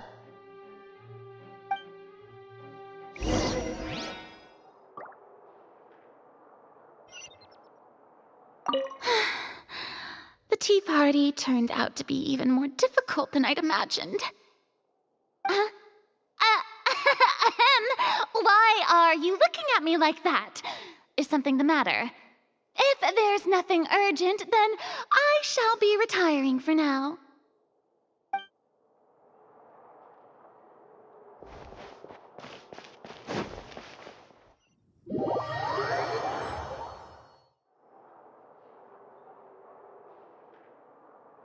I'm glad that you were willing to come with me. Of course, Child was just an excuse. I have no interest in your dealings with him. That's what Paimon thought. You lent your aid to the children of the House of the Hearth. As their father, I would like to express my gratitude. That was all.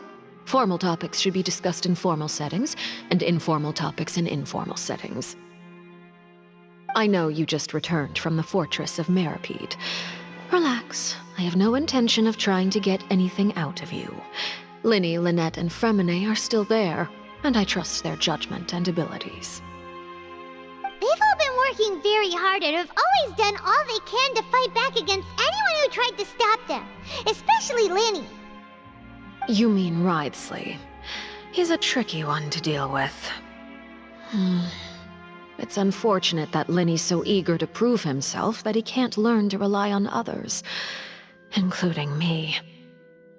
By the way, and you can just consider this a bit of idle gossip, but what's your impression of Farina? You are outside of our disputes, and the freest person in all of Fontaine, able to move around most easily. Allow me to share my perspective with you. And that's everything that happened during the trial. Master Child was declared guilty and immediately transported to the Fortress of Meropide. Didn't he say he was coming here on vacation? Does he not feel an ounce of shame for all the trouble he has caused?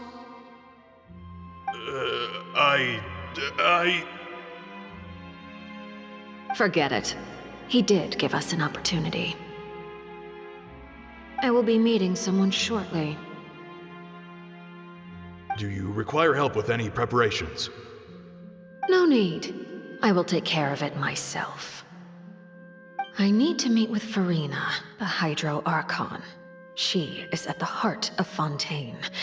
But what's fascinating about her is that she often seems more like a celebrity than a working Archon. Oh, come over here, you little critter, you! You dare to run from me? Stop right this instant! My goal is just to discover the location of the Gnosis. But I didn't expect the chance to approach Furina to be handed to me on a silver platter. This is so easy, it's actually making me a bit suspicious. Anything left unguarded is usually just bait. But no one will blame someone for taking the bait. After all, from the moment it was attached to the hook, the bait is meant to be sacrificed.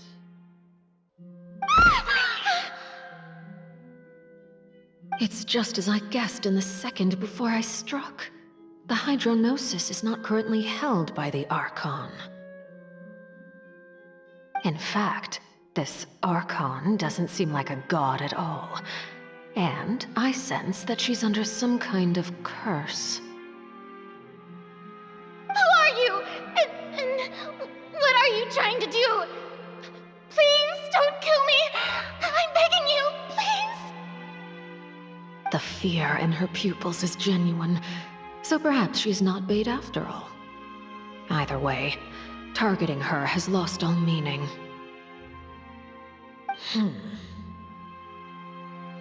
I left the scene with ease. Nobody came looking for me, and nobody could serve as a witness to my near assassination of Focalor. I suspect even Furina dares not mention this incident to anyone.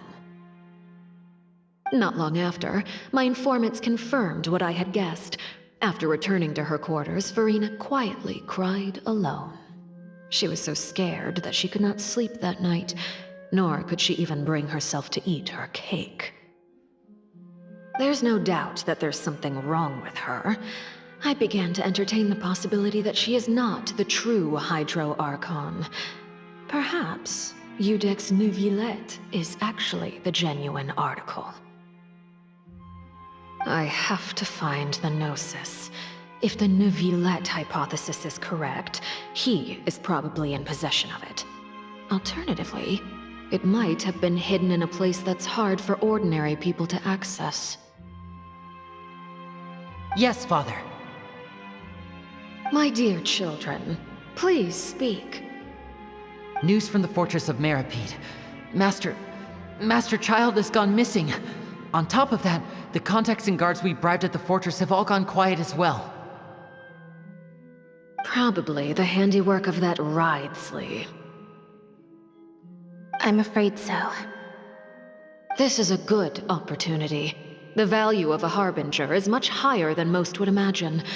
We now have an excuse to exert diplomatic pressure on the Fontaine authorities. Set up a meeting for me. I would like to meet the Hydro Archon and Iudex Neuvillette. Oh, and I have an additional mission for you three. Yes, Father. Tartaglia's disappearance was not a part of my plan, but I can use it to make a breakthrough. With this as my excuse, I can ask for an official audience and continue my investigation of Furina and Iudex Neuvillette. The initiative belongs to the House of the Hearth. My wish to investigate the Fortress of Meropide will be a front. Linny and his group will be responsible for the actual intelligence gathering. You should know the rest. Linny's group is quite close to you, so they wouldn't have hidden anything from you.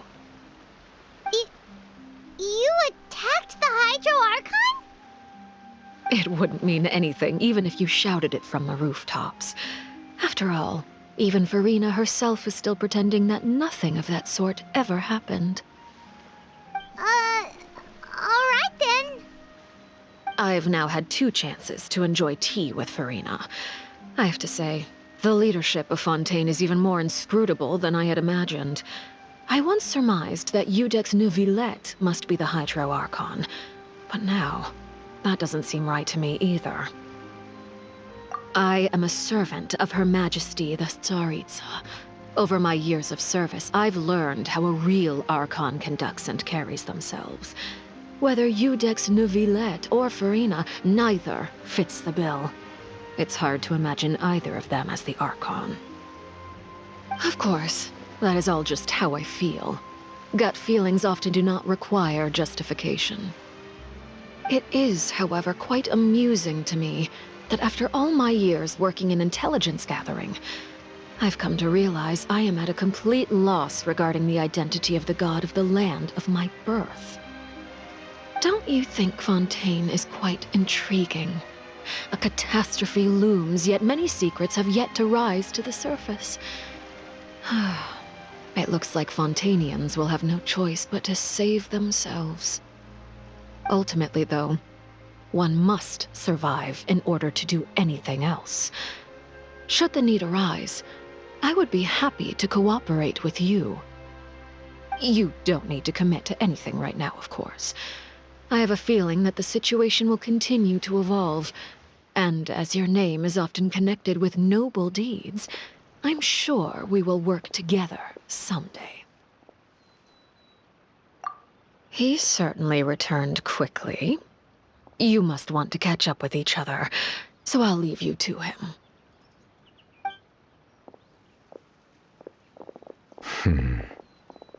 Neuvillette, is it over? For now, yes.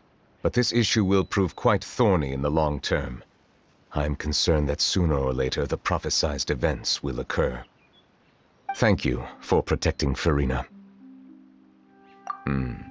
To put it simply, I used my power to force back the Primordial Sea and reseal the sluice gate.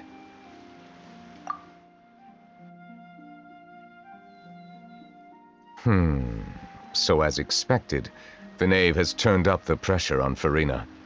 She's trying to feel her out, though I'm still unsure as to her motives. Permission granted. Whoa. It can't be that you're the real Hydro Archon, right? But that's just a speculation on our part, though. You can't tell us? Then that's okay. We can talk about something else. We won't try to force you. You guys in Fontaine are super strange. If by the phrase, "you guys," you are referring to Farina and I, then although I'm not sure just what you are trying to imply, I must clarify that I do not share her positions on a multitude of topics. I believe so. The fortress has a long and complex history. It has seen much grief and suffering. And now, another catastrophe will soon be upon us. I mourn this turn of events. Huh? Why is it raining all of a sudden?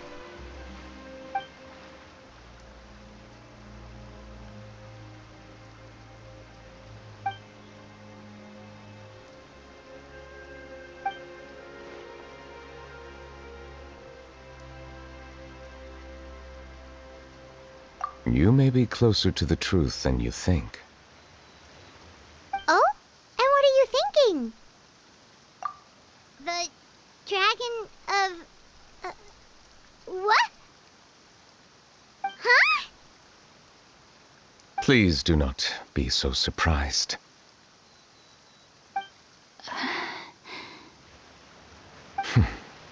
Farina?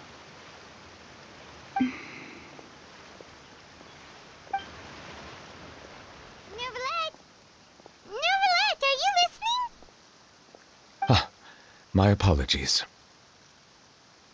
We were just guessing randomly. We didn't guess right, did we? You're not actually the dragon sovereign of water, right? Well, if you don't want to confirm or deny... You guessed correctly. I sincerely hope you'll be able to keep this a secret for me. Right, of course. We'll definitely help you keep it a secret. There's still something Paimon wants to ask you, though. Please, go ahead. Well, if you are the Dragon Sovereign of Water, and you were able to force back the primordial sea from the fortress, then since Fontaine's prophecy is all about seawater, couldn't you just use your power to solve the crisis? None of the currently living dragon sovereigns in the world, myself included, possess our full dragonhood. They say that when the first usurper arrived on Tivat, they seized a part of the dragon's power. Today, that stolen power is the basis of the Archon's authorities. There are 7 elemental Archons and 7 matching dragon sovereigns. The dragon sovereign of water who lived through that era perished a long time ago. As their successor, I know far less of that part of our ancient history. In any case, I believe I will not be able to do much unless the Archon disappears and returns their elemental authority to me. Given the status quo, however, I would recommend finding another way to deal with the prophecy.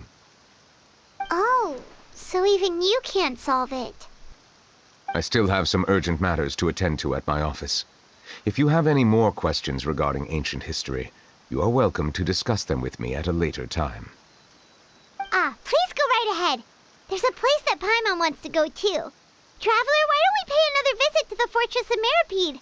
Paimon is a little worried. We'll see you another time. Take care.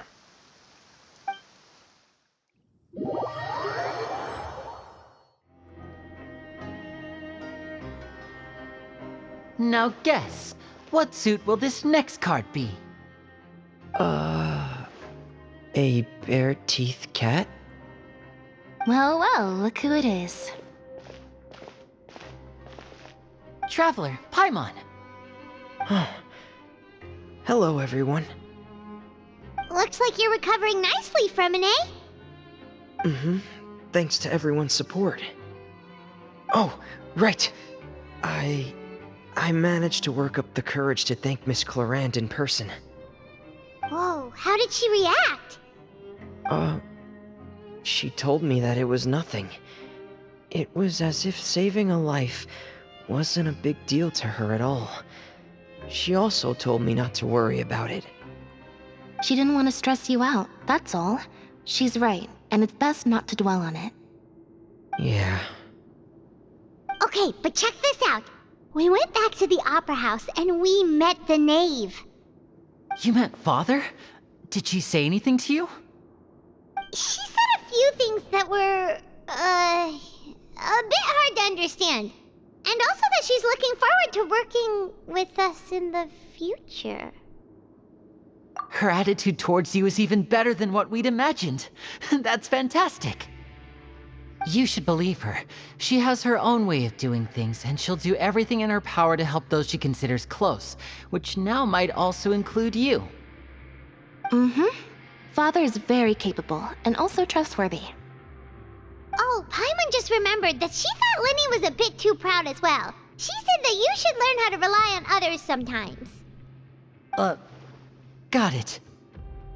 Huh. That does sound like something that Father would say. Hey! Are you going to stay here for the next few days? Looks like it, yeah. Excellent. I will host a tea party. For real? Then Paimon wants another serving of cake. Another implies that you were already served some delicious cake while you were up there. How lovely. Well, next time, you're going to have tea and snacks with us.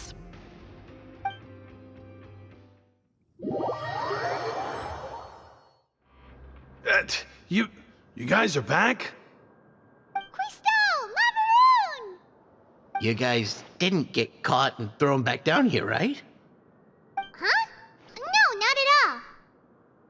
And here I thought you'd managed to escape from jail during all the commotion. I'd held you up as legendary jailbreakers, but now you're telling me you just never left? We're sorry, but we just had some business to take care of. All right. There's no need to get caught up in the details. We're just relieved to see you. He was super worried about you, you know. Hey, it wasn't just me. Weren't you super worried as well? Something like that, yeah. I was also transferred to work in the kitchen a few days ago. I can still hear Quisto mumbling to the carrots. Are those two all right? Do you think they made it out alive?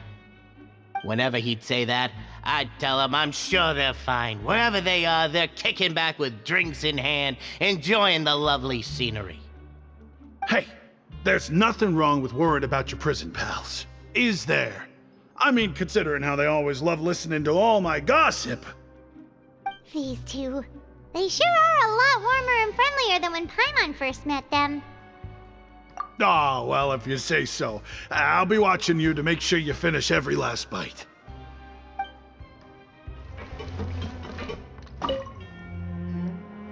Sigewing! Traveler, Paimon, you're back! Are you still doing alright? Did either of you get hurt? We're fine, but what about you guys? It was such a huge mess. How bad was it? A few people sustained superficial injuries, but that's about the extent of the damage. Monsieur Nervulette paid us a visit. It was all thanks to him that we managed to suppress the crisis for the time being. Of course, we must also thank you for the help you provided. How did Nervulette know that he was needed here? Well, Monsieur Nervulette has strong resonance with the hydro element. When the water level rises, he can feel the waves produced. I ran into the bombshell bros while bandaging the injuries of the wounded. They were mumbling the whole time about how you just ran down without a word. I'm so relieved to see that you're both all right.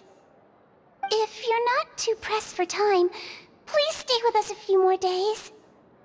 Just let me know if you get a craving for any particular dish, so I can have Mr. Walsey get your meals prepared. Oh, and please feel free to visit the infirmary for a break at any time. I'd like to take the opportunity to spend some more time observing your facial muscles as well. Your happy smiles are quite contagious, you know. They're so memorable, and I've missed them immensely while you were gone.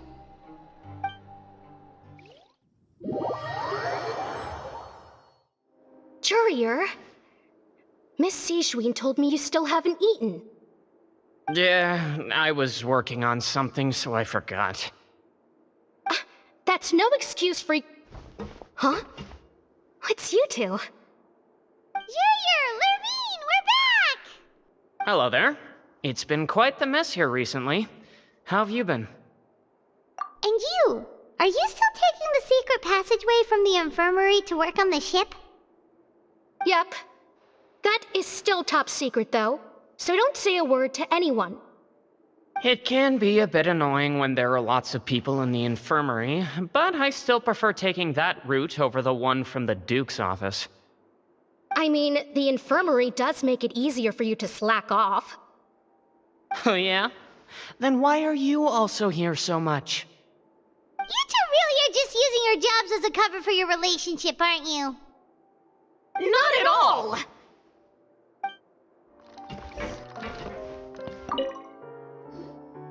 Do my eyes deceive me, or did I just see two inmates come back after making it to the surface? Some strange winds blowing of late. We wanted to see how the fortress is doing. Is everything still alright? We're fine, for the most part. Nervulette came down and took care of the worst of it. If that's the case, why don't you just ask him to stay here? Oh, yeah, what a brilliant plan.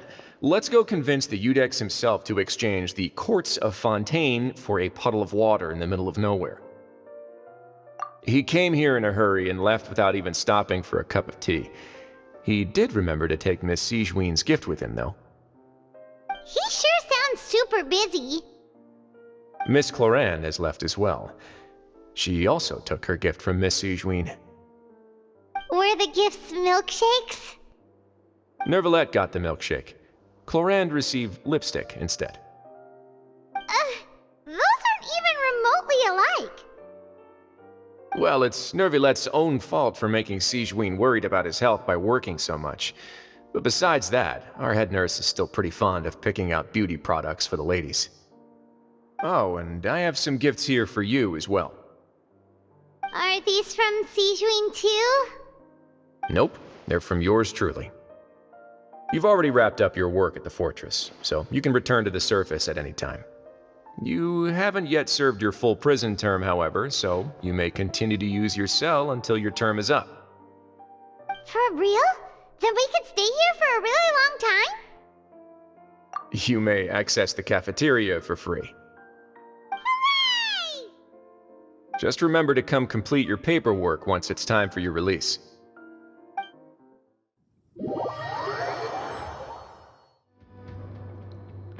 We're back in our cell again. We're no longer prisoners though, so it really doesn't feel the same. Sure feels that way. But the truth is, we never did anything bad to begin with, so I'm not sure why we put so much pressure on ourselves. Huh?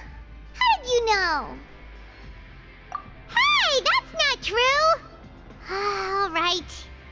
Okay, Paimon just wanted to say that we really are an amazing duo after all. It's like we've now gone to so many places together and become friends with so many people. We've never stopped traveling or stopped meeting new friends. There are so many bad things in the world, and we're just two people, but we've still been solving problems no matter where we go. Isn't that pretty cool? You're counting Paimon today? Aren't you the only adventurer here? Then let's ask Catherine to give Paimon an adventurer handbook as well. Paimon will also be an adventurer from today forward. Just our thoughts making Paimon giddy. Paimon's gonna crash, so you sleep soon too. The last time we fell asleep here, we woke up to a whole mess outside our cell. The primordial seawater nearly rose up. That was so scary. We should be safe now, right? Alright then, good night to you, Traveler.